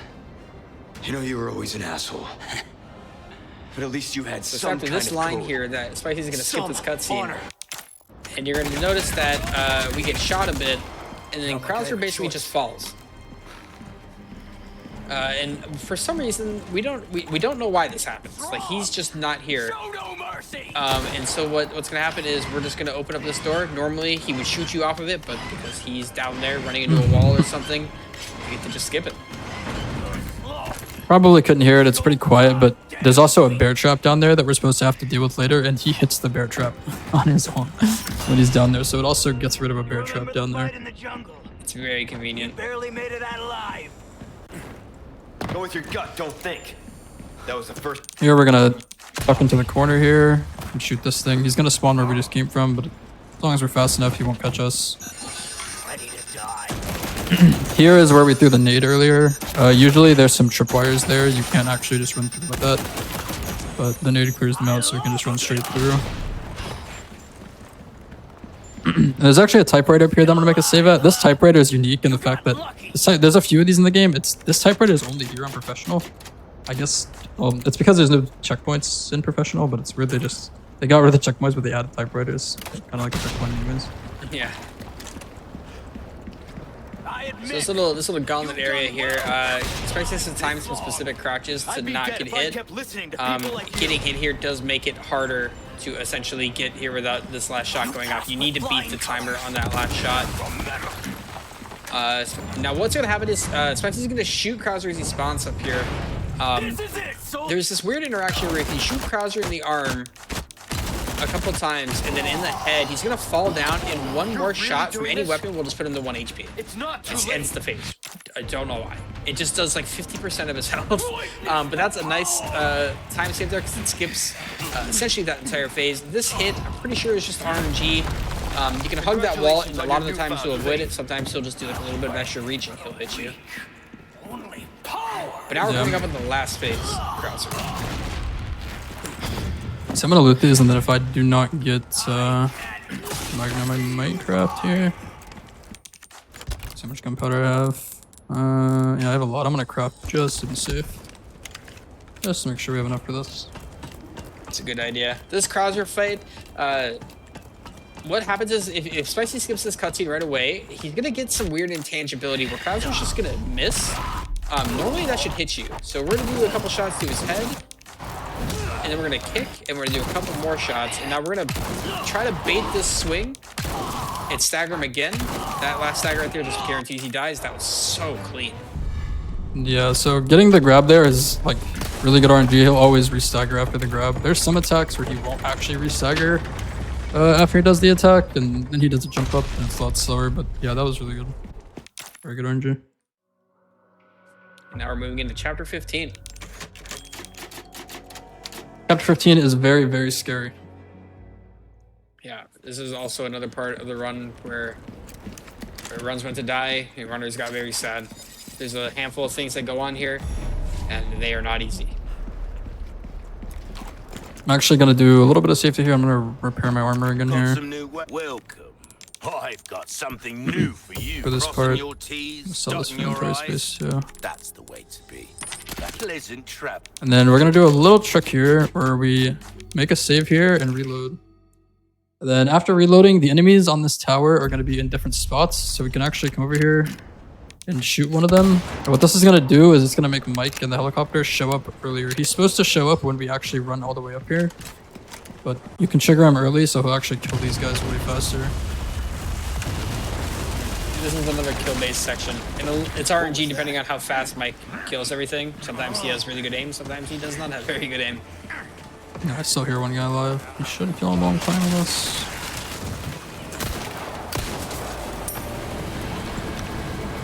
We want to be out here in the front, in front of Mike when this cutscene happens. Otherwise, a different cutscene starts that is actually just raw time loss.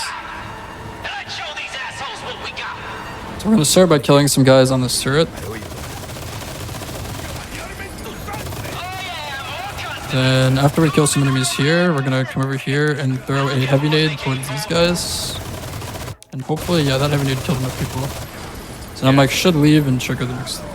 That grenade actually. We used to throw the nade like at the start of this section, but it was very, very random if it actually killed enough people doing it that way, so. Not do it that way anymore. There's a slight timing-based section, but once you hit the kills, basically you're just waiting. And now this is another area where we're... This is where things get a little scary. A lot of stuff has to happen in a quick succession here without getting killed. So Mike's gonna blow up that building here. Gonna watch this cutscene here, which I think makes the two enemies at this ladder less aggressive. Less chance of them jumping down and knocking you off the ladder. It definitely still happen though. That's close. Interesting stare. We can use heavy nades here. What you're supposed to do is climb the building to your left and use the turret to blow this up. But actually, if you throw a heavy nade and a regular grenade, it'll blow it up anyway. So this is a nice little time save and why we need a heavy and a normal nade there, or at least two heavy nades. And now we're going to clip into this wall and wait for Mike.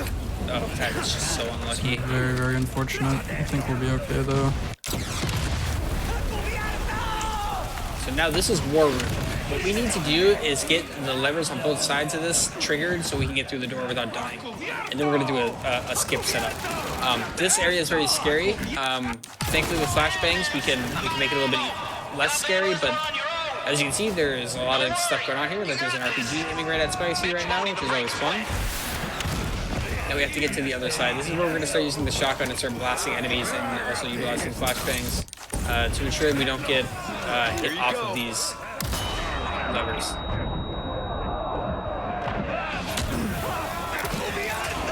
Unfortunate shot there.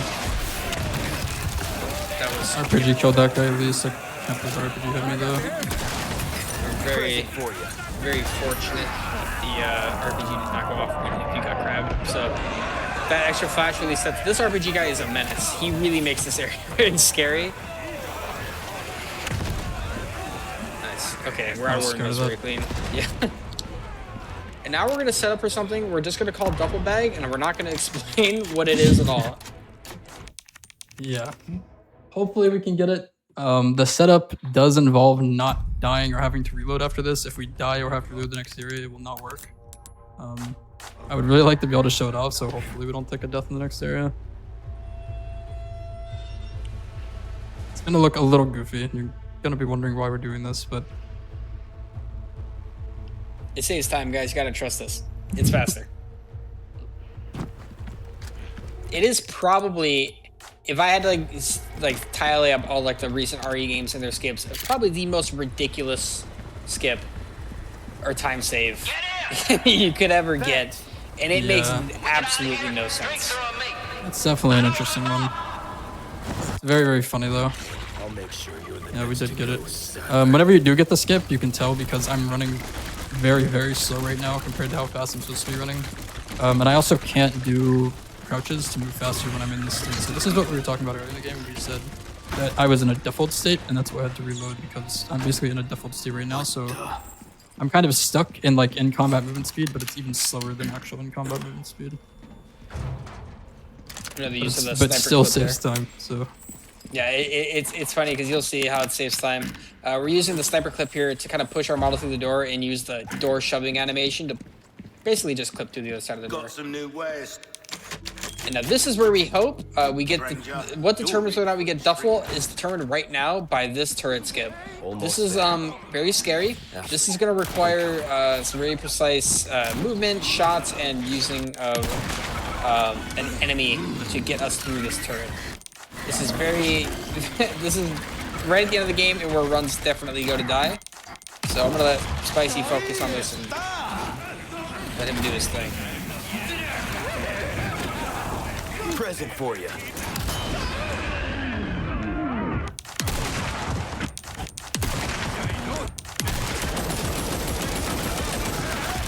Nice. now we're hoping that we do not get destroyed by the cow guy behind us. We do have armor though, so we should be okay. You got a very unfortunate arrow.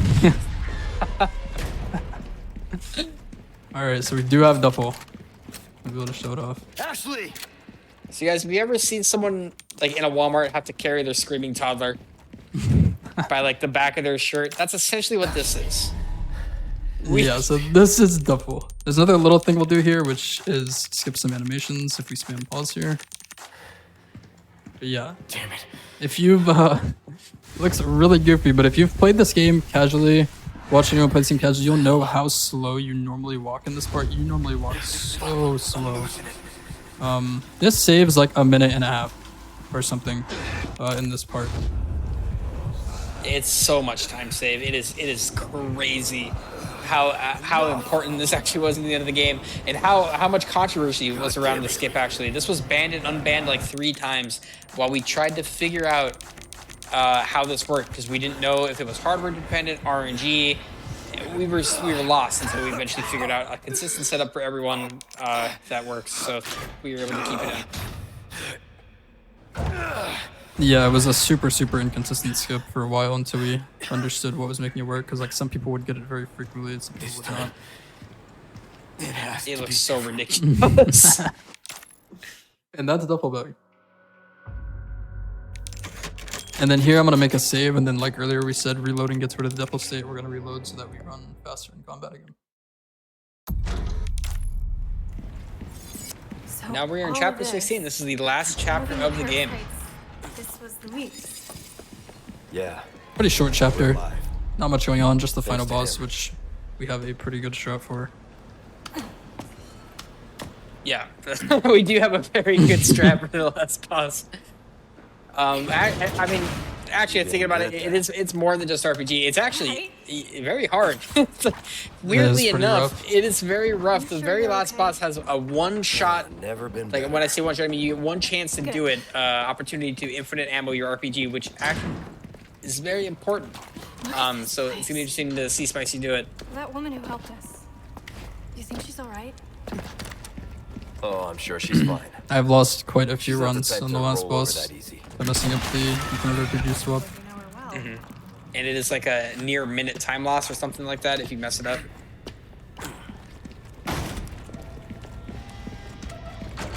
Run through a few novies here. These 2 novies should never touch you. I should have enough money here. I'm gonna grab the treasure here just to make sure. Yeah. But just because I did do an extra repair on my armor, I want to make sure I have enough. Usually we would skip this though. I have something welcome. Spicy's gonna settle down so he can get himself an RPG. He needs to save at least his sniper and his pistol so that he can do the infinite ammo swap. So what you're gonna see is Spicy's gonna start this fight, the Sadler fight. He's going to shoot a red barrel, and he's gonna spawn fire. That fire only lasts for about 2 seconds. He has 2 seconds to do the infinite ammo swap. So he runs in, gets set on fire, runs out. Perfect.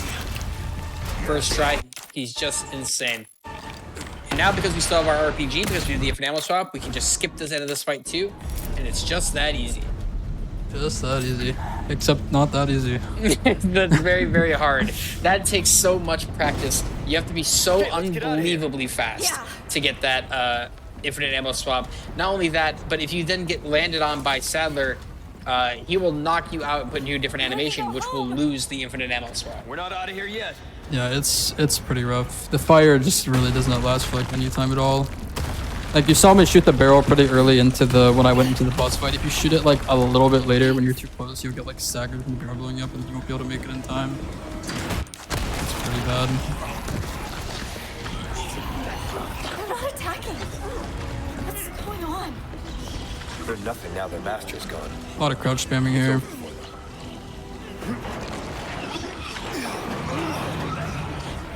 The enemies in this area are like freaking out, I guess, because Sadler's dead and that was like their host. Yeah, that was who was controlling the Plagas, so now they're all Not bad.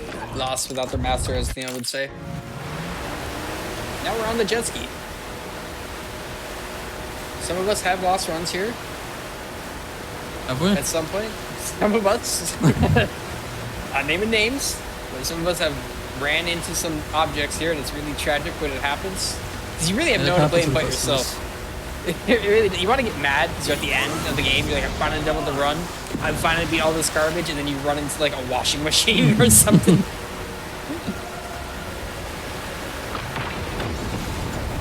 Yeah, this part is, for the most part, pretty chill though.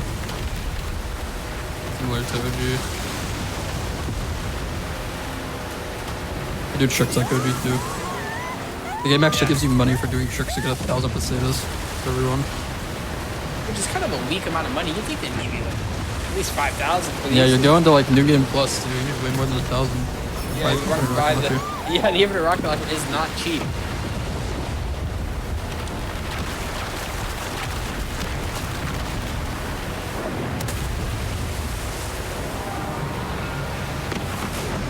Alright, time will be coming up when this cutscene triggers after he goes through this last little opening here, as you can see right there at the end.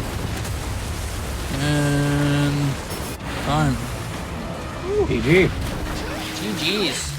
Good run. Not bad. Definitely some screw ups. I'm a little rusty right now. Haven't been grinding this actively, but I'm not sure it wasn't that was terrible. insane. Like Leon's jacket over his suit. I don't know why this skin bugs out. It seems like that. Only sometimes too. It's gone now. That is so weird.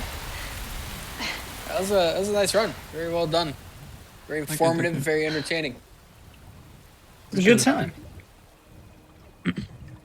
I guess I'll give a few shout outs. Shout outs to the other people who helped throughout this when it first came out. There was a lot of people on this game. Home safe. Like we said, it was like a real pain to route this. Thank you for saving shout outs me. to people that found the skip. Shout outs to the tool makers, Don't mention it. Salad. know, The people that made I the could put SRT, it I think in word Hunted with my made the one that I'm dad. using, the tool in the bottom Have left you that shows assigned to my my kills and detail stuff. if you're interested? Tool makers are super important for RE games. You don't need me. Because of how scripted everything is. You proved you It's can really hard handle to figure out yourself, boss fights and stuff without tools. even if you could use a lesson in knife safety. And I think that's it. That's all I have. Come on. Let's go home. Yeah, it was super fun. Good job. If you guys didn't know, Awesome Games Done Quick coming here in January. Spicy will be running this category live. He will be there on the stage running That New is Game true. Professional. Come That in. is true. I forgot to mention that. I said come in. Is this thing even on? Hopefully be a little less rusty then. Leon. Be playing throughout the next month. So. Leon, are you and Ashley It'll be all fine. right? I'll be Where there are commentating you? again. It'll be Come nice and on. nice. It'll be just as good as this one was, if not better. Excited. Nervous. What's your in-game time? Is probably like 150. Our runs are typically gauged by in-game time, for those wondering. Oh, 147. 147. Not bad. Good stuff. Not a bad one.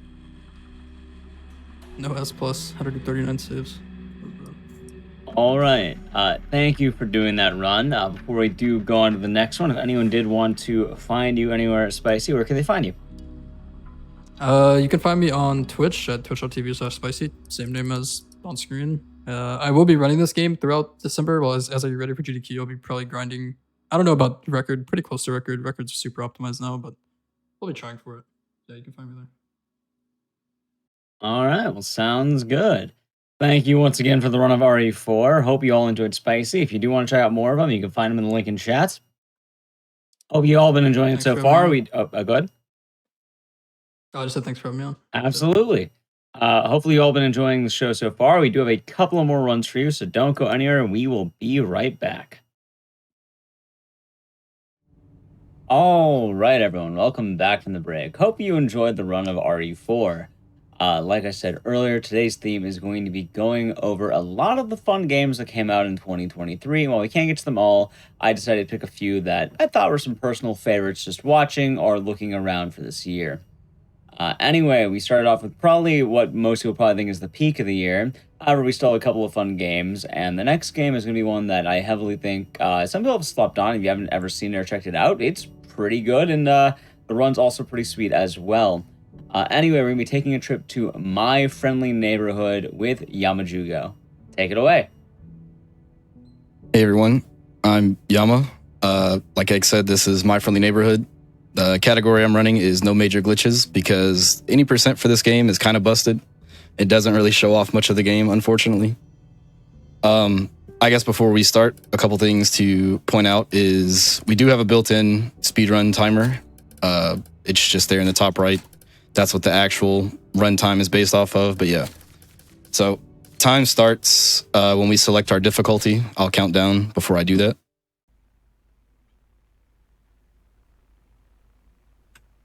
There's a little cutscene here, but I'll skip it.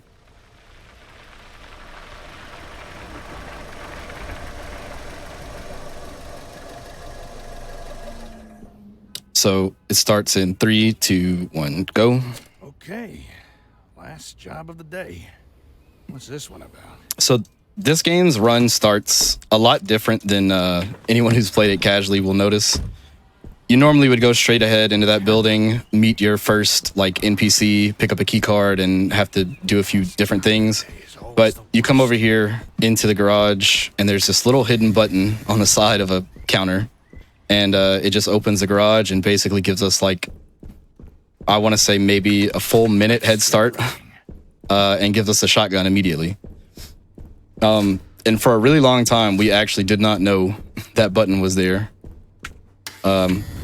And it's just crazy how long and much that changed the route in general, because now you completely skip out on a weapon, which is kind of sad because it's a really cool gun. It's called the Rolodexer. It's basically a pistol that has 26 shots, and it's just the entire alphabet. So we're going in here to get these 2 items that are very important. The blue key lets us open the door to the first studio, but we also get the wrench, which is a very important thing for the run.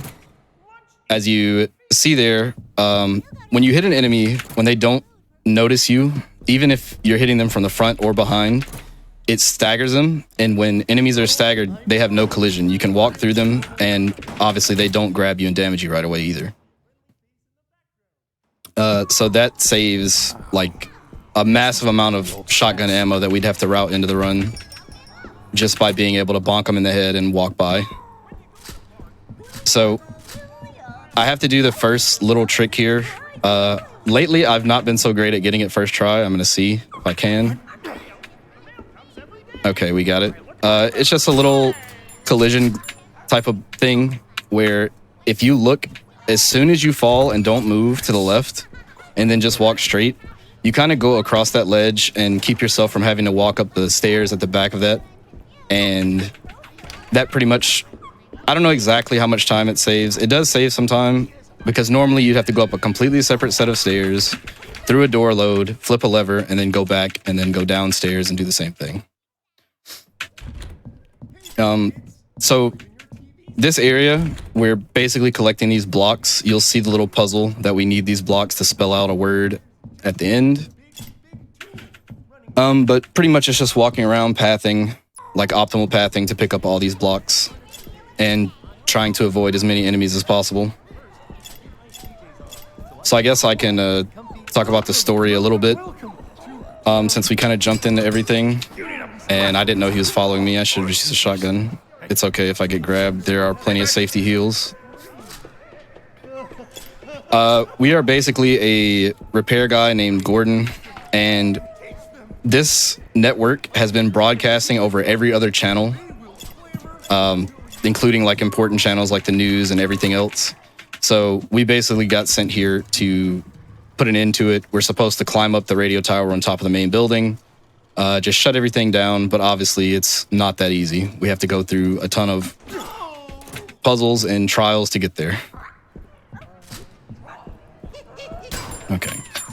That is George. George is the guy in the taxi outfit. He is very notorious for being very tanky. Sometimes he can take 2 shotgun shells. It's really RNG. Their HP pools seem to be random to begin with. But it's not really a problem if he does. But if it happens too many times throughout the run, it would be a problem. So you're going to see me do the little ledge walk thing again here. This is just to avoid stairs and an enemy. And here I'm going to use this candy bar. This almost doubles your speed. Not quite. It's very close. Just not exactly. And we put those blocks down so that we can get the letter, put the letter in the mailbox, get the crank, and that lets us go on to the next section of the game. But yeah. you can also see how fast the candy bar makes us move compared to normal. What is going on here? This, I actually don't even know exactly how much time it saves, but there is a glitch when you try to use the candy bars sometimes that it will just discard them immediately instead of actually consuming them. And that has happened to me a few times in actual runs. And it pretty much is an immediate reset because of how much time that you lose. So, and I picked up an item there. You may not have been able to see exactly what it was. It's tape. So tape in this game is when you defeat a puppet, they will respawn once you transition to another room and come back in. Taping them up lets that not happen. And the reason I taped that particular enemy there is because we have to come back here. You can also see a little weird interaction where if you tape them before they ragdoll away, they kind of just float midair. I only recently figured that out. So we picked up this piece to the next puzzle. You'll see where that goes here in about a minute or so, maybe a minute and a half. This is another good example of why the wrench is so important, because we have to go by these enemies multiple times, and if we weren't using the wrench, they would each take a shotgun shell every time. Like I mentioned earlier, it would take a lot of ammo. Hey, who's there? So this is Ray's workshop. That's really the only good look you get at Ray, aside from doing his side quest. You will see him again pretty soon. Okay, he still grabbed me. That Norman, particularly, if you hit him and damage him, he spawns into like 10 extra Normans. It is intentional. It's just really weird. But normally, if you hit him at the exact right time, you can just walk straight through him because the animation of him splitting apart does not have collision. So this was the puzzle piece that I mentioned. We have to put in some specific codes to make the punch cards line up with the clocks here. And I'm just doing them in advance so that I can go back and simply pick up the card and take it to the machine instead of having to punch it in every time. I have to do some inventory management here. I'm going to do a little bit extra because with one of the additional updates of the game, they added this tape cutter. It's kind of like a secret little thing. And as far as I can tell, there's no way to get it out of your inventory. So it messes up a little bit of things in terms of that, but it's not too bad.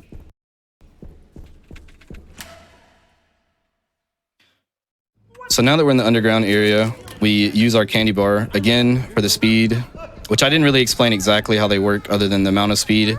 They last for the current room you're in and 3 room transitions after. So like going in this door, that took 1, and then the next loading screen will take another, and so on until you've run out. So the next thing we have to do is run around. We just picked up a key for these tiny lock boxes. There are 4 of them throughout the entire like sewer underground section. Each one has a fuse. We got to get all the fuses and take it back to where we picked up the key, and there's like a little control box that opens a big vault style door. So that was the first one. We'll take our sewer boat to the next location. And I am going to make like a slight detour into one of the rooms just to get some extra shotgun ammo, just in case something bad happens.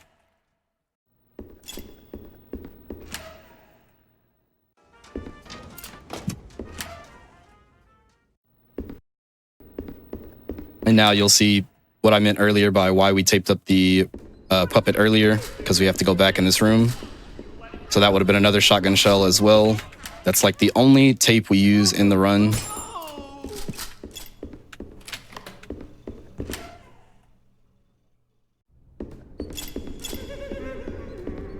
And now we'll see our first encounter with Ray. Well, we don't really encounter him, but you'll hear him soon. I think, or maybe I'm one ahead. Let's see. Yeah, Ray is over there in that pipe. So he sits in a lot of these randomly, and if you walk past him, he's going to smack you, and that's not good, of course.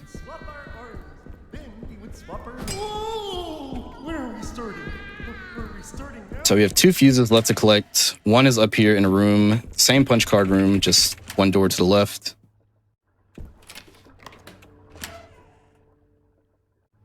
And then the final one is actually in the same room that we pretty much started it in with the key. We just pick it up last because the order you pick up the fuses in determines the order you need to place them in, kind of. Like, it's always the same solution, but which one comes after each other is determined by the order you pick them up in.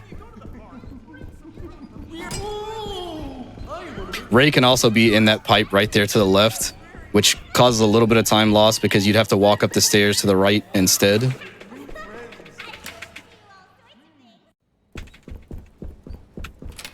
So now we have all 4 fuses. We'll go ahead and plot them in over here. You'll see what I meant. Strange kind of breaker parts. And then we get the typical horror game key item, the bolt cutters. We only have to use them twice, and there's the first use. And so now we're going back to the same room again where we previously taped up Junebug, the yellow puppet.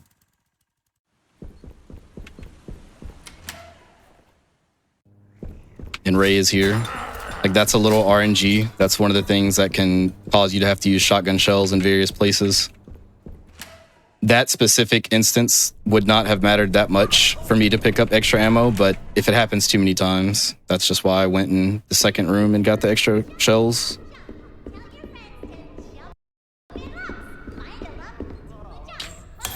So now that we're through the sewer section, we come up here and we go to an elevator that the cutscene would have told us about earlier, and we're basically going to the office building and theater section now. Which, this section is pretty much the section that determines whether you have an actual run or not, for a lot of reasons. And I'll explain the main one once we get closer to it. It's starting again. What Gordon meant by that is there were some TVs there on the wall basically showing that this station is broadcasting over every other channel again. So I'm making a quick stop over here. We have to drop off some things from our inventory. We just stash everything that we don't need anymore. And I'm going to move these over just because I have a safety heal in my inventory. I'll actually go ahead and take another heal here so that I can keep the one that I have.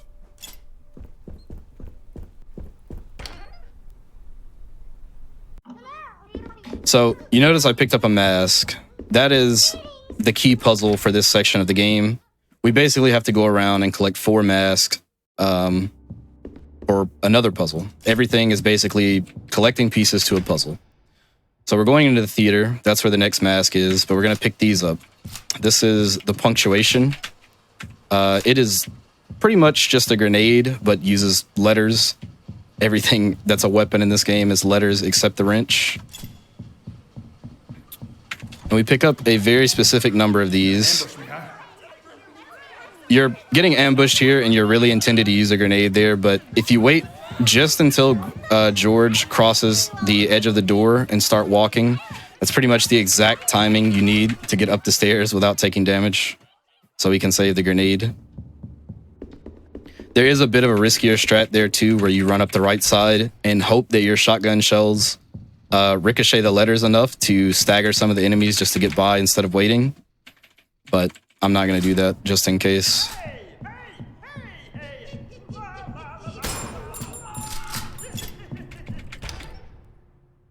So right now we have 2 masks. The third one is... It's kind of a glitch to get, which would seem weird considering this is the no major glitches category, but it's a very small glitch. There's no out of bounds or anything like that required to get it. You'll see here in a second.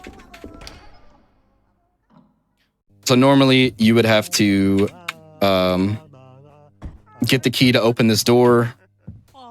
I still can never get this one. You can also grab that chess piece through the door too. But normally you'd have to go out of your way, get the key, come all the way back down here, and then be able to get the blue mask. But if you line up a pretty specific angle, you can just grab it through the window. And since we have the chess piece, that is what is leading up to the most RNG part of this run, which is Norman's board game. So we have to play a board game with Norman in order to get the same key that I was just talking about. And this is where your runs die. Even if you can beat this board game, if you do not get a good hand, it's just over. Like, you lose too much time by not having like the perfect hand at this point for actual runs. So my hand seems pretty fine right now. I think I'm trying to count this out to make sure I don't misplay. I think this is good. Yeah, okay. So we had a pretty good hand this time around, fortunately. The last time I was showcasing this game on Egg Show, I'm pretty sure I lost the board game like 5 or 6 times in a row. It can be very brutal. And just to add insult to injury, every time you lose the board game, Norman's going to slap you and it causes you to lose HP. That's why I was taking the safety heals, just in case for that specific board game.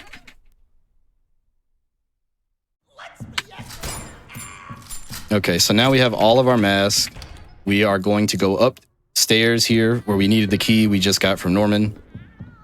I don't really know what you call this room, but there's a little puzzle. You're supposed to put all the masks. You're supposed to read the text here, and it tells you what emotions which puppets had. You match the mask to the emotions, and you open this and get some dice.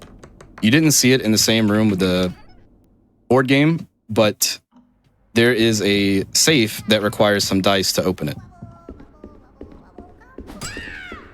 And that was another little ledge walk. You're a lot slower when you walk downstairs. Like, it's very noticeably slower. So every time you can do a little ledge walk to speed it up, that's just very slight time saves. So here's the safe that I was talking about. I think I remember... Well, I know I remember the code, but I always click too fast. I'm just going to slow down a bit. Okay, I did not have to clean some inventory space either. A lot of times, especially taking the safety heals, will cause me to have to do some extra inventory adjustment there.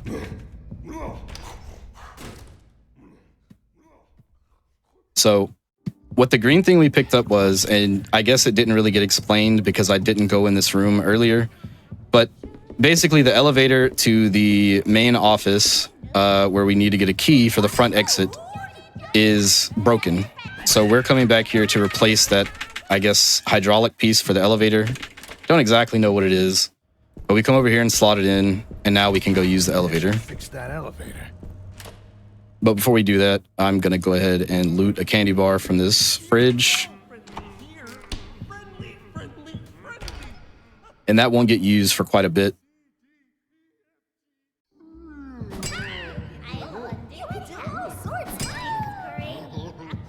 So I have to pick up a little bit more ammo. And pretty soon we're coming up to the first boss fight in the game. With the way it's going to happen, it's not really going to seem like a boss unless I mess it up. Hopefully I don't.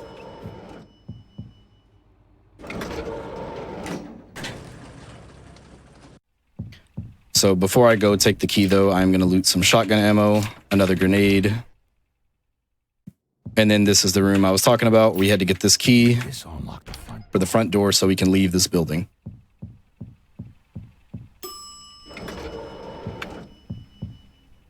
All right. So you're going to hear something here in a second.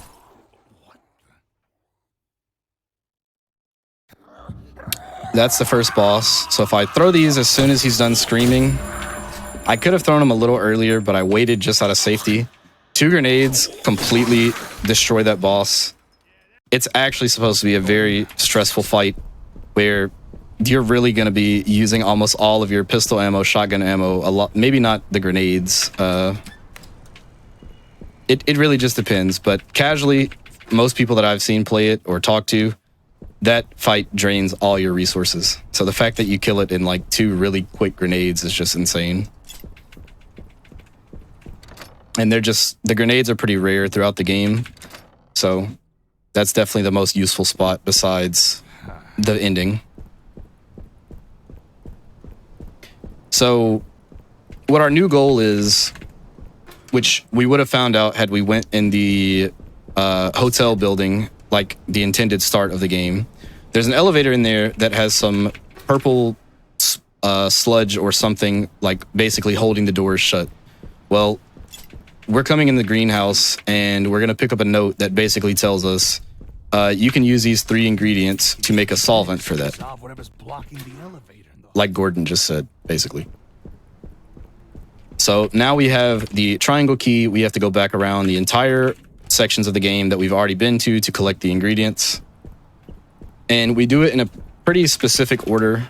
You saw I picked up a battery in that triangle door room. That battery goes to the elevator you just saw, but we don't take it right away because that will spawn a dog enemy that will be constantly in the way and take a lot of shotgun ammo for how many times we have to go back and forth. So the first ingredient is all the way back in the garage section. So I'm just going to walk around to make sure the dog doesn't get me. If I had extra shotgun ammo, I probably could cut straight through the middle and save a little bit of time, but just for safety reasons, I'm not going to do that.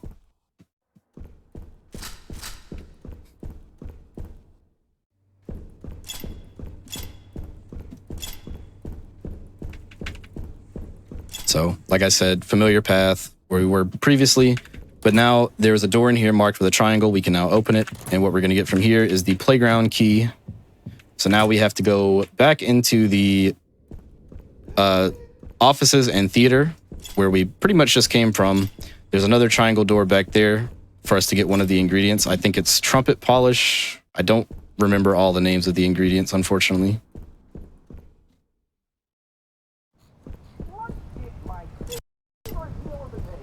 I want to say it's trumpet polish, film developer, and weed killer, I think is what the note tells us. Could be a little wrong on that, though.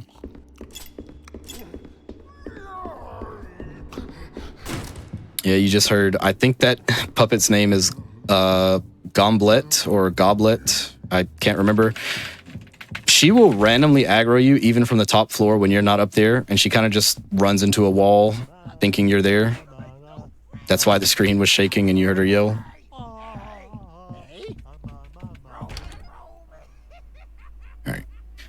So now that we have 2 of the 3 ingredients, we have to make our way all the way back, just pretty much straight across and back into the garden section. Except now we can go in the playground that I walked past previously. You'll also see another little trick. I did this earlier too.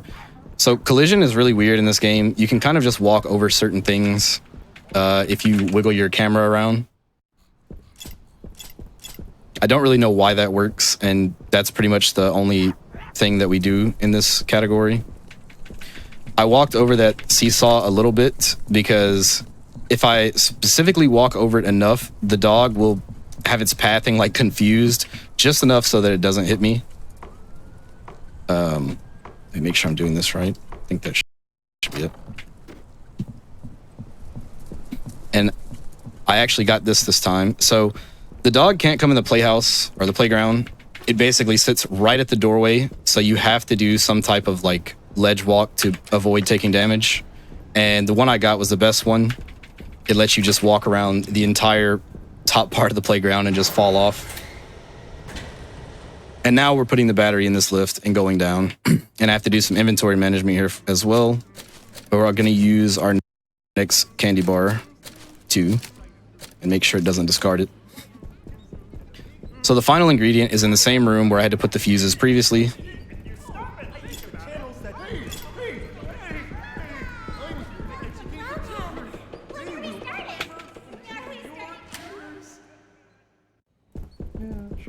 I'm not sure what I just got stuck on.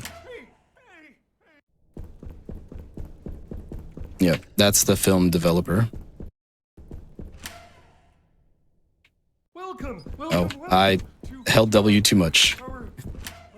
So now our candies run out, which I really wish there was a way to route like one more candy bar in just for this section, kind of, because it's just slow to get all the way back.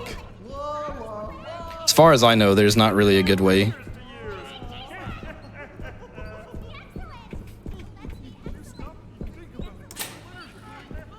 So now we have to go back into the greenhouse and mix our combined ingredients, or combine our ingredients into a solvent mix, and then basically make our way back into the main building. You'll see that here in a second. This is going to go by kind of fast, but there is actually a puzzle to this. You're supposed to read the notes, and it tells you exactly how long to do everything. But it's kind of just muscle memory at this point.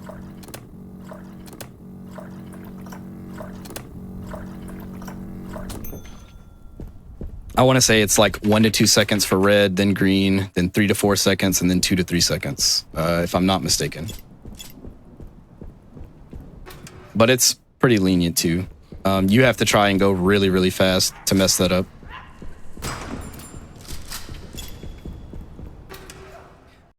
I see in chat someone's asking if it's similar to Vigil. I think a lot of this game's inspiration came from things from like RE1 or just Resident Evil in general, including stuff like the bolt cutter key item. So it is very possible.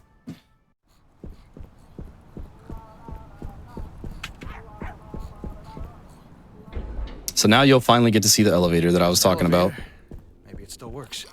So we put the solvent on it, press the button, and now we're going to the penthouse, which is pretty much the last part of this run.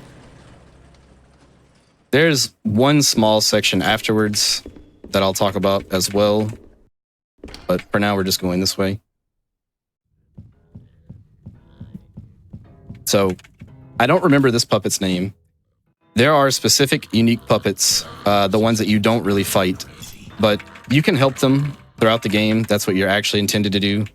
But you only help certain ones, like this guy, because he's mandatory. So we take the carton of milk, put it on the cutting board. It turns into cheese when you slice it. Don't know why. Intended. Confirmed dev intended. And you're supposed to follow this, I guess, instruction list over here that tells you exactly what to do. But you can kind of skip some steps and leave the room and come back in to basically speed up the process. But for whatever reason, you put all those ingredients in the refrigerator and it turns it into a cardboard key, which we use to get the real key.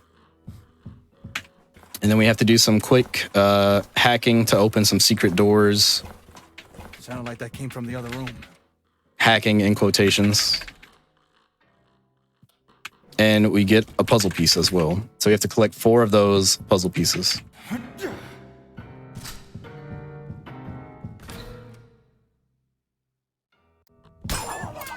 That's one of the other parts where George can tank an extra shot. I'm glad he didn't. Like I said, I have plenty of ammo for it. It's just sometimes it will cause unintentional damage. So this is our last candy bar. We do get one other item that gives us a big boost of speed just in a little while. I'll explain that too once we get there. So this is another puzzle room. In one of the previous rooms, there's a little book that tells you exactly which panels to press in which order. It's always the same though. The only thing you have to be careful about is you can double press the buttons. And if you do that, you have to restart this puzzle from the beginning. So I was just going a little slower there to make sure I didn't do that. If I'm lucky here, I was not that... Oh, well, I guess. I was going to say I wasn't that lucky to kill all 3 of the mini puppets in one shot. But apparently one of the words or letters was rolling around the ground and still got him. So you saw I took a drink from the vending machine. I took the yellow soda, which will give us a speed boost. This is a little interesting interaction here with the elevator. The suitcase stays exactly where you open it. It's mostly just cosmetic for fun to do that, but it does actually let you see where the soda you picked up goes in your inventory, since that's a little bit random. Because when you get to the end of the game, you don't want to have to open your inventory and then search where the soda is. Just knowing where it's at is a little faster. So this is basically we're at where our job description basically told us to go. We were supposed to climb up this tower like we are now, basically unplug the cables and shut down the entire network and just make sure it never runs again. Obviously, we had to go through a lot of obstacles to get here, even though it did go by kind of fast. But there is still one section left. It's not as simple as unplugging a wire, because of course it couldn't be.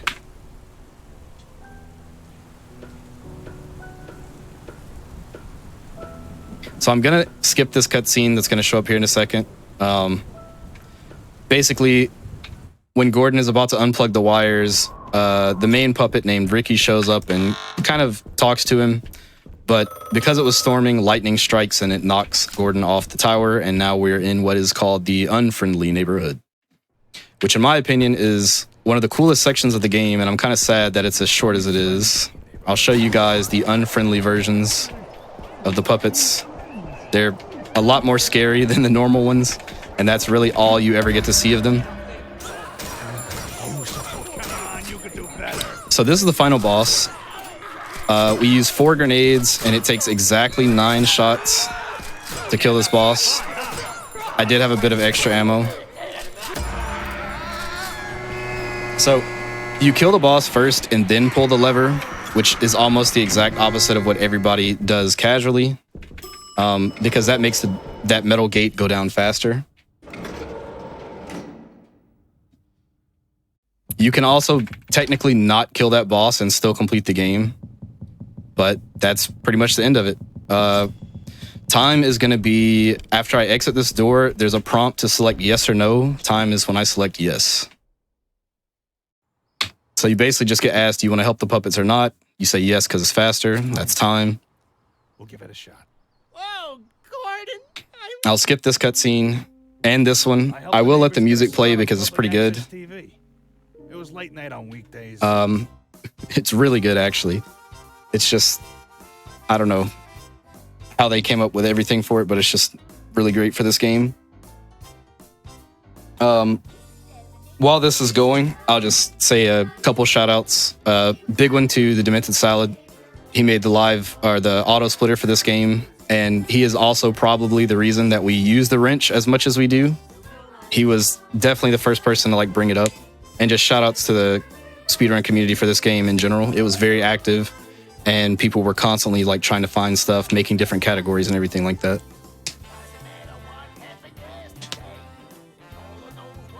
Good stuff.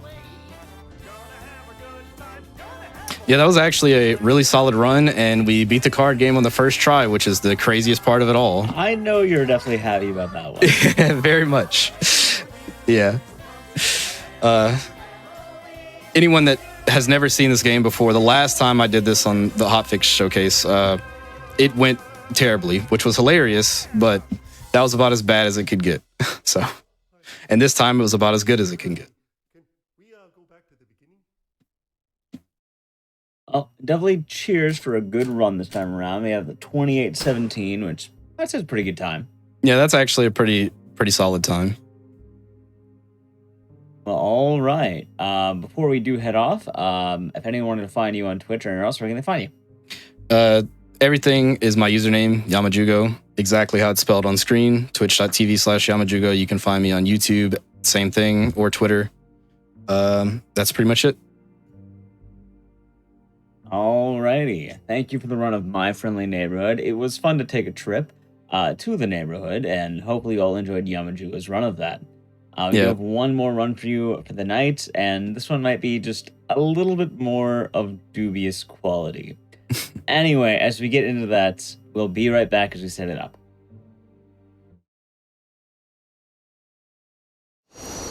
Alrighty, everyone. Welcome back from the break. Hope you enjoyed the runs today. To wrap it all up, I have one more for you, and along with 2023, we had some real highs, whether it be in the major AAA area of games like Resident Evil 4, or even hit indies like My Friendly Neighborhood. Sometimes, though, not all games are good games. Sometimes you get some, notorious games, such as Skull Island: Rise of Kong. Now, I do want to do a little bit of explaining for this one. For one, just because a game is bad does not mean the speedrun is bad. As well, a lot of people are wondering, hey, is this really a horror game? Yes, actually. The original King Kong is horror media, as is the entire genre of kaiju monsters. The original intent was kind of show a lot of the horrors variety of things, whether it be Godzilla or Kong. So, going into this, King Kong as a franchise is notably horror. That being said, this run is definitely a personal favorite of mine that happened this year, and I really hope you enjoy it. Anyway, here is Skull Island Rise of Kong All Bosses with Sweetola. Take it away. Oh yeah, so like I said, not all games are bad, but speedruns, they're great. So Kong came out, October time, and we've already kind of got this game down to a really good time. And for help with commentary with some of these skips and boss fights, I have the wonderful Schmumbler with me. Hey everyone. So again, Kong is really a good game, but before I do anything, I want to show one thing off, which I think people find quite interesting. I paid extra for these, and I think Echo is where I go with this. Kong has many skins, and as you can tell, they're all different variations of brown. So for this run, I feel like it's only good to be a very cute Kong. So, anyway. Just the slightest tinge of pink. Yes. Oh yeah, so I'm going to start as soon as we click A on the right save file. So, 3, 2, 1, and go. So, game came out, and it was bad. I think everyone's seen the notorious, PNG boss fight or anything related to this. So, right here at the start, we kind of do these simple jumps. Originally, the devs want us to go around that little long path to the left of me. Well, we don't do that. Anyway, so we're going to jump around here, hit this little cutscene thing, jump into a tree as a true ape we are, and then we're going to jump on this rock by here. If I land on it, that's good. And then jump on this waterfall, skip an entire bit of the tutorial. Now, yeah, this is very intended because clearly the devs wanted Kong to climb a tree. I'm going to keep jumping here. I'm going to jump and hit this vine. I forgot to do the fast shot that Schmumbler found by leaping into it. My apologies. Anyway, we're going to keep running and jumping around. And Melling to do an animation cancel so we can re-jump again. And we're going to go get some hugs from these little dinosaurs. Ah, the nuggies. Yes. Yeah, so you might be asking why Sweet is just standing here, and it is literally just to take damage, because as is, a common case for a lot of video games with tutorials, we're going to be fighting a boss that you actually just cannot win the encounter for, so best way to do it is just go ahead and die on the first hit. Also, I want to show something off. 10 out of 10 AI. They're just chilling up there. They're doing their best. Anyway, so we're going to continue with the tutorial by just going out of bounds. This was clearly intended, because why should I not be able to jump up here? Come on now. This game was made as a masterpiece. This is clearly Game of the Year material right next to Gollum. But yeah, we're out of bounds now, and we're going to follow this little path that was found by, I believe it was Echo. Yeah. And this skips like a large part of the tutorial. You don't understand how much this actually skips. It's really impressive. So by following a certain route, we save a fair bit of time. There is another little safety backup just in case I do fall out of bounds, because there is a ball underneath. But we're just, again, going out of bounds, and overall just chilling at the moment. Yeah, basically at this point we're supposed to be in like an underground cave, having to do a lot of platforming and stuff. Here. You can actually see it, Just showing it off there, you can see the cave.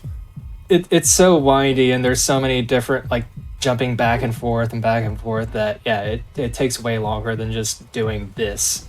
Yep. And there you see Sweet jump back inbounds, which is actually really hard to do because there are invisible walls everywhere. Yeah, it doesn't matter if we get out of bounds, there's invisible walls that will ultimately just annoy us. Usually we'll be charging through this, but there's a chance that I can hit the vine and soft lock, so I'm trying to avoid those, which is not the best thing to do, so I'm kind of just take my time, being more shaped to showcase this game. Ideally we would charge through that and be fine. Anyway, here's Gar. We're gonna go give her a hug. Give me a hug. Oh, okay, she's not a huggable person.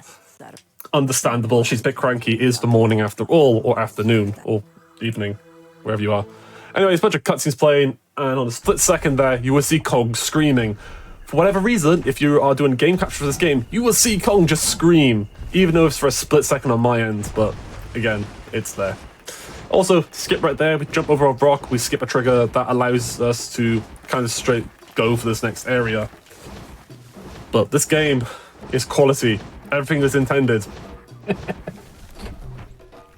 Yeah, also something that I don't think we touched on, but that whole tutorial, we weren't actually playing as Kong, we were playing as Kong's mom. Yeah, it doesn't matter if you have to skin them, by the way. The skin changes both Kongs for some reason. So they don't give Mama Kong like the skin like how it is and stuff. But it's just how it goes sometimes. And so like, this is kind of the funny thing about this game is it's kind of a Metroidvania. Like Mama Kong is like your fully upgraded Kong, and then you get control of this Kong and you're back to square one. You have to unlock everything all over again. And now we just encountered what's called an Ascension event, where you have to fight a bunch of crabs to get some skill points to unlock stuff on the skill tree. But turns out you don't actually have to do that. There's like an invisible barrier that goes up all around you so you can't escape, but Swede just hopped out of bounds, is climbing this cliff face so that he can get on top of the barrier and get out of here without throwing a single punch. Yeah, again, this is totally intended mechanics, because why would the devs not, put massive invisible walls up here? This is perfectly intended. So I do want to add one thing really quick, since we are missing a lot of the Ascension events. This would be the way you actually level up, because this is also like a Souls-like RPG where you get upgrade trees, you get more damage, more defense. We're not doing any of the Ascension events really. There's like maybe 1 or 2 max we have to do. I don't even have to do them at this point. The game's so broken. No, we skipped them. They're all gone. So you have to fight all the bosses from a rank 1 Kong at the lowest level possible. So. Yeah, actually, we do get one skill later on, but we have the skill points for that purely from doing these boss fights. And now Swede's fighting our first boss, Earth Gija, which is probably the biggest pain of the entire run, because it's the only boss you can't cheese. So instead, Swede's going to do the strat where we get both rocks to spawn right next to each other. That way, when Gija pops up here, it'll do a swiping attack and hopefully hit the rock and stun itself without hitting Kong just like that. Perfect. And that just lets Swede continue wailing on Gija, doing that uninterrupted combo, trying to get him down to phase 2 as quickly as possible. Oh, I just outbounced that. Bit too far to the right there, but if you get it both on ties, you get it. But we got the first one, which is good. We're going to keep attacking Gija as best we can here, be on much as possible, and then we're going to boop up here, and then go inside Gija. Nope, messed it up, it's fine. Yeah, that one's a little anyway, we've got a roar here, and we skip an entire few phase of this. Shout out to Street, that is his biggest contribution to this, and he's super happy about it, so Street, fair play to finding that. Anyway, this whole fight is just the same pattern, but this is super easy. So if you're curious about doing this fight, that's all you gotta do. It's super easy. You've had the damage upgrade, you can do a lot better. And yeah, it's just pretty simple fight. Once you get to the second phase, the only real change is that Gija doesn't get stunned by hitting the rocks anymore. He just launches straight into his second swipe attack, which you're always guaranteed 2 swipe attacks anyway, so hitting the rock is still faster than not. Good fight. Yeah. There's the fight. And Now, there's Gija. Something really funny, by the way. The reason why all bosses, I decided to put this on is because any percent is like 10 minutes now, and you only fight the final boss because we found a skip for literally every single boss in the game. Yeah. I feel bad because I got bored one night and then I found Gija skip, and then I'm just like, okay, this works now. And half the skips I find this game, I'm just jumping around. I'm just gonna open up. I've never finished this game actually casually. I haven't actually explored the full game. I got lost on day 1 and somehow end up in the final area, and I DM'd Dak and I was like, hey, should I be here? Yeah, so I did do a casual playthrough, but I never fought the 4th boss. Nice. I also happened to fight the 3rd boss no, I didn't fight the 3rd boss, but I fought the second boss before the first. Here, found by Schmumbler, you jump on some rocks, you jump out of bounds. And I will say, and I go back further off Schmumbler, I don't need to take damage here. If I take a single bit of damage, we lose a glitch. This glitch was found out by Actisis, and it makes the next boss just so funny to beat. Like, you'll see. I'm not gonna spoil anything. I'll explain that one then when it comes up. Yeah, you explain this. Yeah, because this boss is funny. Also, we're going right to the boss fight. I just gotta go all the way around this poisonous swamp. No, we're just gonna drop right to the boss. It's like right here. It's anyway, right here. here's I don't dengues. The plan is you get a rock lobbed at you, and that's gonna give you roar. Oh, okay. Are we gonna get it? That's fine. There we go.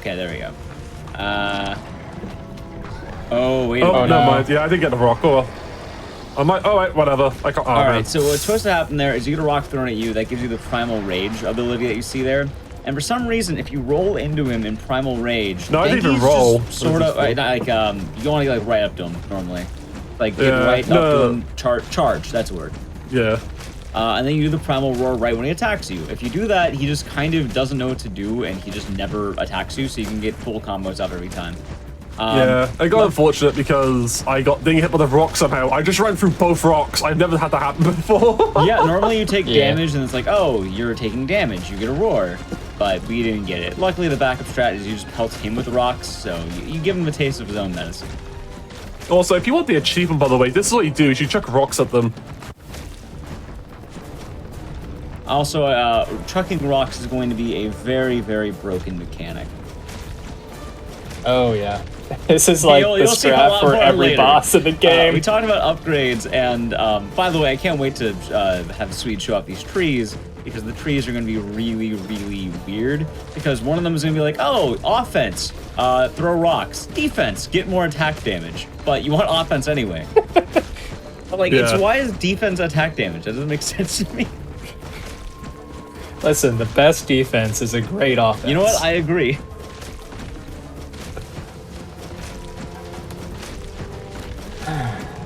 Unfortunately, throwing the rocks is a bit slower, but it's not too bad. Good fight, I mean, you can get an achievement from that, by the way. If you just jump on the sides there, chuck rocks them, you get the achievement for not taking damage against a boss. That's the intended way. However, in 80% we do something completely different, so... Well, it happens. That being said, for a lot of the bosses, there is a trade-off where I do believe melee hits will be faster. The problem is, as you go further along the game, you're not going to ever get the melee hits. So rocks become faster because you can actually hit them. Alright, so I got an upgrade there. That makes the rock slightly bigger and throw faster. It's very important to have for this run because there's a section where we're going to need it, which is this boss here, and you'll see why.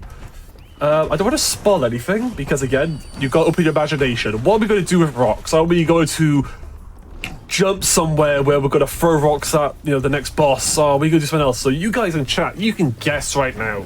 How are we going to fight the next boss? Oh, yeah, it does involve rocks. In terms of setup for the run, we allocated a little bit more time to the estimate for after that boss fight because you'll probably have enjoyment from that. Oh, that was a nuggie. Yeah. We get a special cutscene if you don't know it. Yeah, we get the favorite cutscene. The classic. Also, just want to throw out too, like all of the upgrades for this game. Playing casually, you will notice no difference at all. The difference in attack power and all of that are so minuscule, but in a speed run, it does make a difference.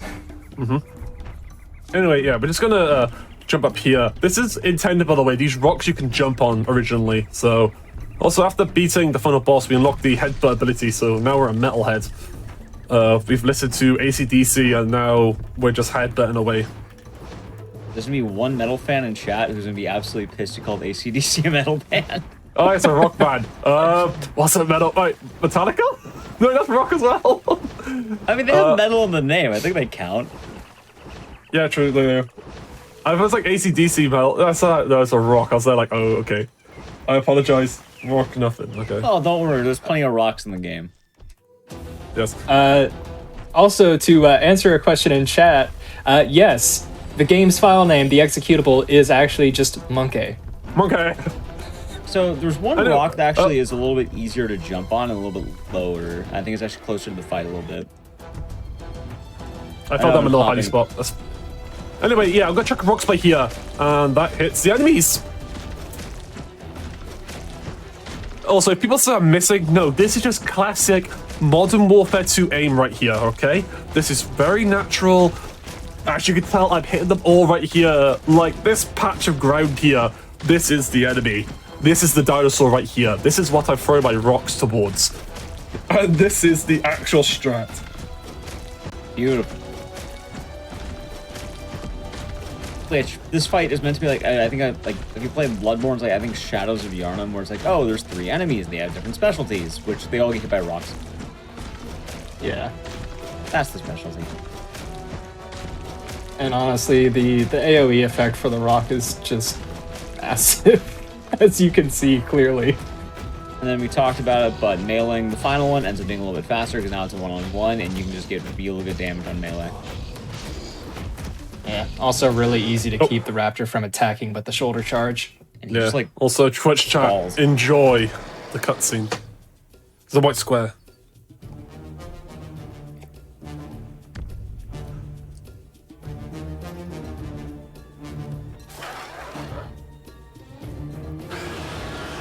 Oh my god, a PNG. God damn. And then It's spooky.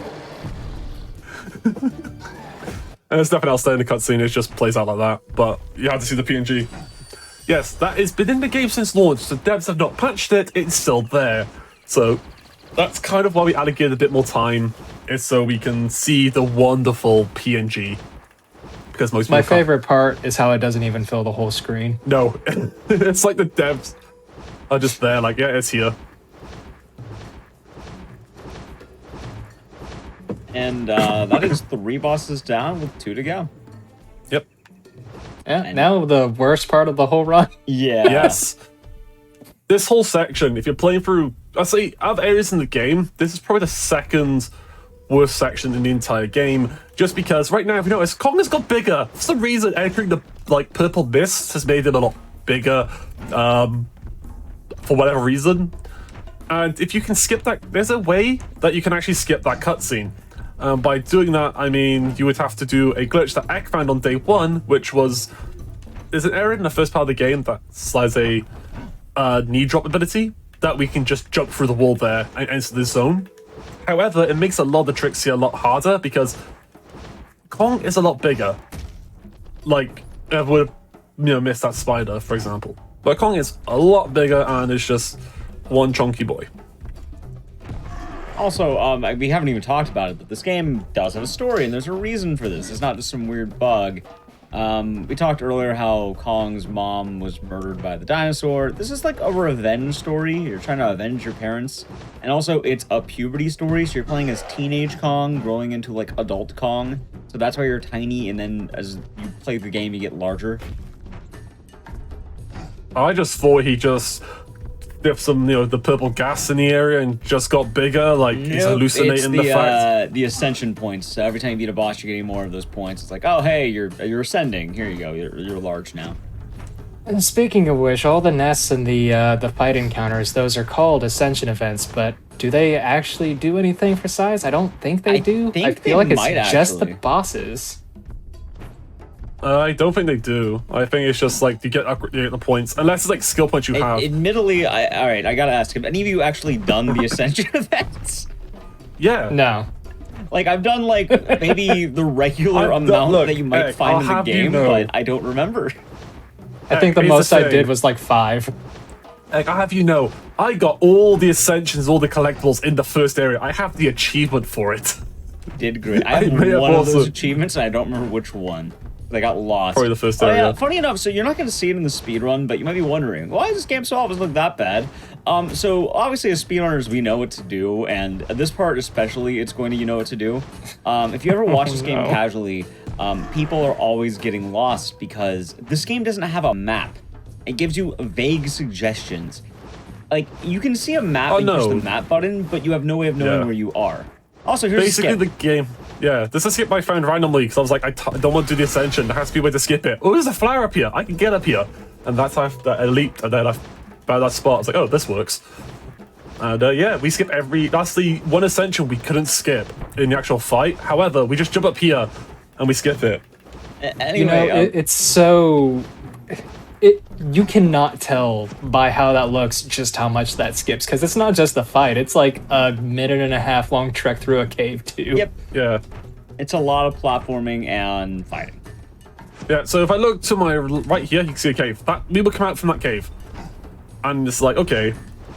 But, again, you don't realize, like, the amount of skips we find here, they save a whole lot of time in a lot of the areas. And it's just insane. And so what I want to point out as well, by the way, if you do want to go for the achievements in this game and you're looking at this as a guide, don't do what I did for the second or third boss, because you won't get the achievement for beating them that way. I have beaten this game, like, so much. I've beaten every boss at least a good couple of times. Also, this spider just spawns in randomly and randomly hits you if you don't dodge it. So it's like, okay, you just jump past him. But yeah, you don't unlock that achievement for going backwards. You have to go through the intended area, because I believe we probably skipped the trigger to enable us to get the achievement. So that's fun. Also, I just realized at this point, and this is gonna sound really, really dumb. You said you can skip Geisha now, right? Like we have the ability 90%. Yeah, we can do reverse bosses. So I just realized, but reverse boss order Kong is actually possible. Yeah. Oh yeah, absolutely. We figured out that you can reactivate the Geisha fight. Because remember, I had the theory of, oh, I wonder if you can reactivate the Geisha fight from skipping it. And I was like, I'll test it. Yeah, it works. Oh. And then the same night, the guy beats my old boss this time. Here's the thing. What you can do is on, you can go with me level 5. From level 1, you can go to level 4. And then level 4, you can go to level 3. And then you can just do it very easily there. Yeah, reverse boss order. So I never finished the thought, though. But yeah, this game doesn't have a map. What you're meant to do casually is you roar, and then, like, signs come out of the ceiling or the sky. I mean, I can show the map off quickly if you want to see the map, like how bad it is. Oh yeah, it's pretty bad. All right, anyway, here's the map. Now, if you tell me Kong is on there, you earn a medal. That's the map, and they don't show anything. It's just also, if I roar, idea of you can just see nothing happens here. But you see, oh, there you go. That's your indication of where things are. Heads up, that is very bad. Because if I roar and do things like that, it just shows where everything is. It shows where enemies are for some reason. It doesn't show where collectibles are, because I was like looking around. Well, it does. It shows everything. But it doesn't show everything. It shows where the enemies are, to fight them and stuff. Also gonna leap up here because it avoids the flower damage and we'll be fine. But yeah, this game's great. I love it. Yeah. So again, also if people are wondering, like, I'm gonna say right now, how many hours do you think people think I've got in this game? Right. That's my question. Do people wonder how many hours I put in this game? And they probably won't guess it because it's stupid. But no, they get more guessing for Twitch chat. See, I know because whenever I boot up the game, I see your hours played. I want to see. Okay, yep. So, put it into a little bit of perspective for any percent alone, and I do run all bosses too. I have 1,130 attempts. Also, we're doing an out-of-bounds skip here. This is going to get us through most of the cave, bypassing a lot of fights, and it is going to be way, way nicer. I'm very happy Schmumbler found this skip. It is so nice. Like, this is kind of the holy grail of all bosses. Nope. 35. Nope. But also, I'm not, because it gets real finicky. I like it does get finicky. It's nice. I like this skip. So it really doesn't even, like, when you first look at it, it doesn't look like it saves a lot of time. Like, right now, we're going around the area that we would be running through anyway. There is, like, an encounter event where you would have to destroy 3 nests below us, but those nests are basically on the path that you would take anyway. The big time save is when we're climbing up these cliffs here. And soft lock. Great. I'm glad everyone could witness that. Yeah, no, fun fact. This game soft locks you if you jump into a wall awkwardly. And I'm so happy that happened now, Nisave. Hold on. Do you not know the quick fix? Oh wait, are you in Ascension or no? No. Do you know the quick fix or no? What's that? Oh, you saving? Yeah, you just save and load. Yeah, I didn't know if that would. Oh, by language, sorry. I didn't know if that would mess with something. Gotcha. But yeah, I mean, to be fair, that's like the fix for it. To be fair, most of the time when I end up in that soft lock, I'm in an Ascension, so my brain automatically goes, reload save. Yeah. But that's why we gave it extra time. It's fine. This is a good time for the people guessing. Yes, a lot of hours. Swede has 118 hours total, probably plus another hour from doing this run. Yeah. And before the soft lock happened, what I was trying to say is, with going up on those cliffs. Oh my lord. Oh lord. I am doing really bad. I don't. It's okay. You know what? It's more time. I got my hours up. When Swede brought up the map for everyone to see in its glory, you might have noticed there was a bit of the map that was overlapping itself. That is the very end of this area where you fall down into a massive cave and then have to work your way around and then back up in order to drop down into another cave. And this out of bounds skips going down into that first cave. Yes. So even though you're running around the playable area and not like actually cutting through anything, you're still skipping a massive chunk of the area. Yep. Also, I'm going to blame the fact that I'm messing up that little part there on tiredness for the fact that it is currently 6:16 in the morning in the United Kingdom. And my coffee is only started to kick in. Also, I guess just another add-on for the all bosses side of this. You might be wondering, why is Kong fighting all these people? What did they do to him? The achievements tell you, and it's really weird. Let me see if I can find them really quick. Because my favorite one is, one of them is, they woke you up. No, that's he woke Gija. you up, so you kill him. Like, let me see. Yeah, the first one says, it's called incongruous encounter. Defeat the monster that awakened you. That's Gija. She wakes you up, and it's like Kong is really angry. It's just like, so just wake up. I'll read the amazing motivation of Kong here. They woke you up. He lives there. Just the big fighter that inhabits. He just lives there. The third boss is because they're annoying. That is the actual reason. The next boss, they're blocking the cave. And then the last one's revenge. How do I know this? This is in the achievements. Yeah, it's nowhere else in the game. There might be like somewhere where the devs put something intended. Also, I'm now taking my time doing certain jumps and not hit another soft lock because I don't want to climb up this again. Yeah, you can always make a save. Oh, true, yeah, now I know that now, but I don't want to soft lock again. Good. Like, the only thing you can't do is if it's Ascension, which is rough, but, yeah. Yeah, we talked about the glitch. It'll happen you just like sort of run into a wall sometimes, so it's good to have. Yeah, you can run into a wall, you will soft lock. If you jump into a wall awkwardly, you will soft lock. If you fall off a vine, you will soft lock. If Kong looks weird, he will soft lock. If you think that the game has going to soft lock you, it probably will. But I get to show Kong in all his glory. I'm kind of happy that happened because I can show it off, but...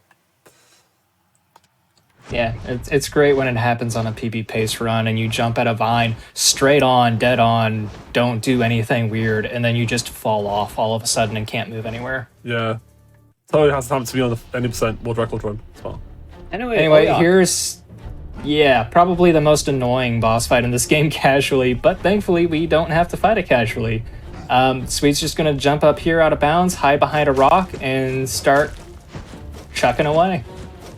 Yeah, this is much nicer ever since Schmumler found it. If you're wondering what you would be doing normally if not this, you'd have to approach Oyok to get in rock throwing distance. You'd have to chuck a rock at her. Then, while she's knocked down, you'll have to, wail on her with melee attacks. However, there's a catch. She spawns infinite amounts of adds. Small spiders, large spiders, and ranged spiders. Ranged spiders spit webs which stun you. Large spiders do attacks that stun you. Oyok spits webs that stun you. Existing will stun you. So having the rocks just strat here is so much nicer. Also, for some reason, throwing rocks, perfectly fine. You will always beat the fight normally. If you do the fight as intended, the game will sometimes just straight up crash. I don't know why. Oh, I think it's to do with low detail, because if I put the game into low detail mode, the area behind here doesn't fully load, so I think it has something to do with that, because I just started running the game more like on medium now, or as I say, hey, this area loads in fully. Like, max. And if I walk up to this boss and try meleeing her, what will happen, also she's trying to walk up to us, especially the rocks, it just says, fatal error, and then you have to do the fight all over again. But the rock strat never crashes. Yeah. Yeah, that's great. Also, it's kind of a pattern I'm doing here, and it's basically one rock followed by 10 rocks, followed by another one rock. That's the pattern to deal with this boss fight, and that's kind of what's going through my head. And I'm kind of count it out. I just go on vibe. Same. I timed it. I got really sad that, after like 100 hours, I'm like, I've got to time this now. Well, it's give or take 10, but yeah, it's the fun of rock, and we're chilling. And there we go, and we fall down a hole. And we go this way. One thing I did find out, but that I can't really reliably replicate, is you can actually hit Oyok as she's jumping back up before she reaches the top and immediately knock her down again. So if you aim the rocks right somehow and time it right somehow, you can just keep her down there forever. Mm-hmm. But yeah, that's the one boss fight. If you want to as well, you can use that strat, get yourself the achievement fairly easily. Anyway, another Skybound's found by Schmumbler here. Yeah, I hate this. It's another really annoying one. I always find the annoying ones. I'm sorry. Yeah, don't worry, it's fine. Anyway, one thing I am going to do, because we're near a vine here, making a save.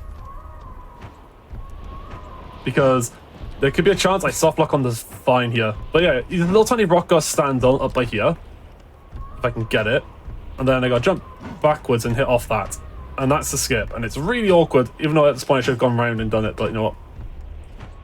Hey, did it. There you go. First try. That was first try. As well. But yeah, I made a save there, and I'll probably make a save on next one. But yeah, that's basically the skip there. It saves time because you have to jump around, and the thing is with Kong being bigger, it's there. Yeah, the less time you spend on the vines, the better it is. Yeah. Climbing is really slow. It's one of those awkward things where you don't want to spend time on the vines, but at the same time, it's like you kind of got to. Yeah, now we're in the final hub, which has the final boss all the way at the end. Funny enough, at this point, there's probably one more major skip before we kind of go to the intended any percent route, because... Oh no, there's a couple. There's a couple. There's been more developments in the Kong. I forgot to say in the weekly Kong updates. I do apologize. Well, I know the that's one a reference to you were showing me a while back. Oh, there's another one I found. All right, let's see. And Shmumbler found a really, really awkward one to do. I'm sorry. The guy who runs was it Sunhill Homecoming.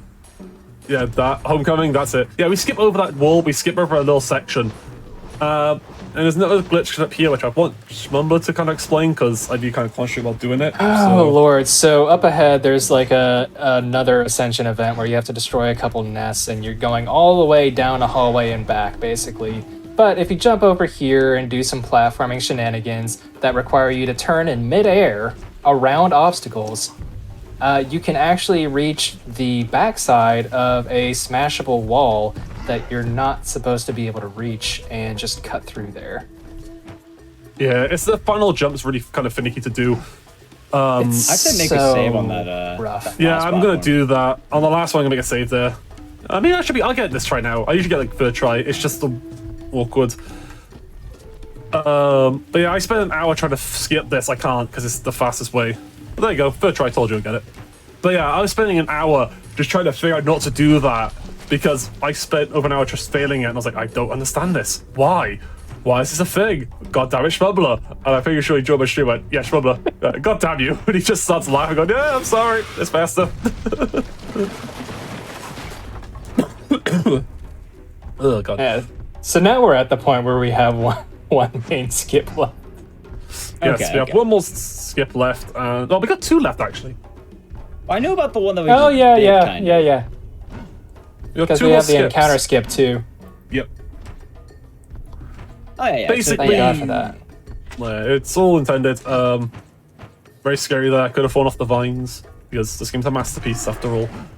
No, these guys followed the Todd Howard book on gaming, because this was all intended. Yes, it just works. Oh, that was a scary jump at that angle. Do you know how many times I've bounced off the corner of that vine? One too many? So many. Oh, hit the rock there. Anyway, I'm gonna skip this vine. By jumping up here, I can tend to despawn these, but I think I hit the trigger for them. That's unfortunate. It's whatever. You can hit a trigger that doesn't spawn these guys. The wall is by here. I kind of went a bit too far. Ow, dinos, leave me alone. I'm climbing. Yeah, so you're not supposed to be able to climb up here, but there's enough collision that you can just kind of work your way over here and jump across to where a collectible is. And again, we're going through this backwards, but that saves a good amount of time, again, having to go down and back through a hallway. shout out to Prophet for that. He found the original one, and then I think I found one that's slightly better to do. Also, I'm gonna just jump for these guys to avoid them, and then charge back up here. But it's the final encounter before, I believe it was Prophet who found this one as well, the skip coming up, which is what we skip. Basically, we skip this entire little area or encounter. Yeah, when you see us doing this, you might wonder just how much faster this is than doing the encounter, and the answer would be about a minute. Probably not that much faster if it wasn't for the fact that one of the enemies doesn't actually spawn in the arena and you still have to kill it. Yeah, he spawns out of bounds. Especially Yeah, when we were... I think it spawned still bugged right for the final boss, like behind the, like, you know, barrier. There's a one small raptor that you can't hit if you're small. You have to like cheese it and find No, ways you to hit can hit it, but It's it's just awkward. awkward. Like, Yeah, you can hit it. You can hit it with like Anyway, the boss final fight, hit of your combo. Take a while to guess what we're gonna do. This is the final boss, by the way. The one that killed your mom in the beginning of the game. Rocks. Yeah, for some reason, God just does not know how to climb. Oh, I think I was going to teleport anyway, it'd be funny. But yeah, I know bosses, Guard's more broken than any percent. At the moment, Guard's in a really bad spot. I want it to be further up because I want to be running. So... She's doing her best. Also, we're going to roar here. I mistimed it. But we roar, and then it skips a cycle. But yeah, I'm going to keep hitting with Guard with rocks. My And strat there we actually go. paid off. Now she goes there. Yeah, now she goes there. But to be fair, she hasn't teleported to the middle of the area. She hasn't broken her AI, so whatever I've done, she just works. Because if you watch my current world record of this run, or think Shmumber's like PvE, Gal will just break this and attack you. But yeah, this is the cheese strat. If you also want the no damage achievement, you do it here, and there you go. That's time, by the way. That's the game. Yeah, it's time. I forgot to say time. Woo. But yeah, that was Skullline, Rise of Kong, all bosses done, hopefully underestimate. It's about like a little over 35. That's fair. That means I soft locked and I messed up one of the bosses and stuff, but I take it. We had the PNG cutscene. I don't think anyone's gonna complain about that. Oh, true. Yeah. True. We had PNG. Yeah, this is Kong. He's now king of the beasts. He can finally go have his nap. But yeah, that's Kong for you. Yeah, if you want to see the 90% run, tune in to GDQ 2024, where I'll be showcasing this runoff, and we may or may not be wearing 8 onesies. I know I'm definitely excited for that run. I believe the couch is going to be a lot of Kong community members, so... Yeah, but really quick, before we do let you go, you have any shout-outs you want to give? If anyone wants to find you, where can they find you? Yep, so if you want to follow me at all, twitch.tv/Swedola, YouTube @Swedola, and if you want to follow me on Twitter to see Kong updates, I guess, or memes, Twitter or X @Swedola. If you want to join the Kong Speedrun community, it's linked on the SRC page. It's also got the Pierre Jackson's Kong as well. And if you also want to check out the amazing people who help commentate this run, obviously you all know Dice this, and if you don't know who Schmumbler is as well, go give him a follow as well. He's done a lot for this game. There's a lot of great people in the Kong community, like Street, Prophet, Echo, Joker. Everyone's great. It's been cool to see this game get broken within about, what, 2 months? Give or take? Yeah, just about. This game was shattered in the first like 2 days, and it just kept getting better from there. Yeah. Also, if anyone knows how the skips found out, I just jumped about. That's obviously how I found half this stuff for this game. I believe some others were probably the same. There's just so many ways to break this game. There's even ways to break this game that don't help the speedrun. Oh, absolutely. Anyway, I do want to say thank you both for by being here for the run. Sweet, it was fun being able to watch Kong in action. Glad you enjoyed.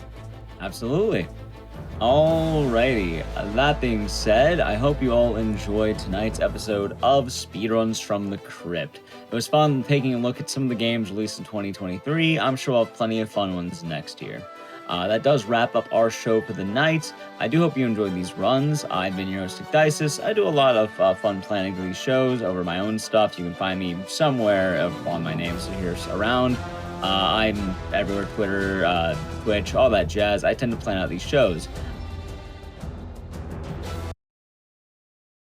The next one will be getting a lot more festive. I would have probably swapped the order. However, it's too good a passive show right before Christmas. So, hope you all enjoyed the show. Have a wonderful rest of the day and or night, and take it easy.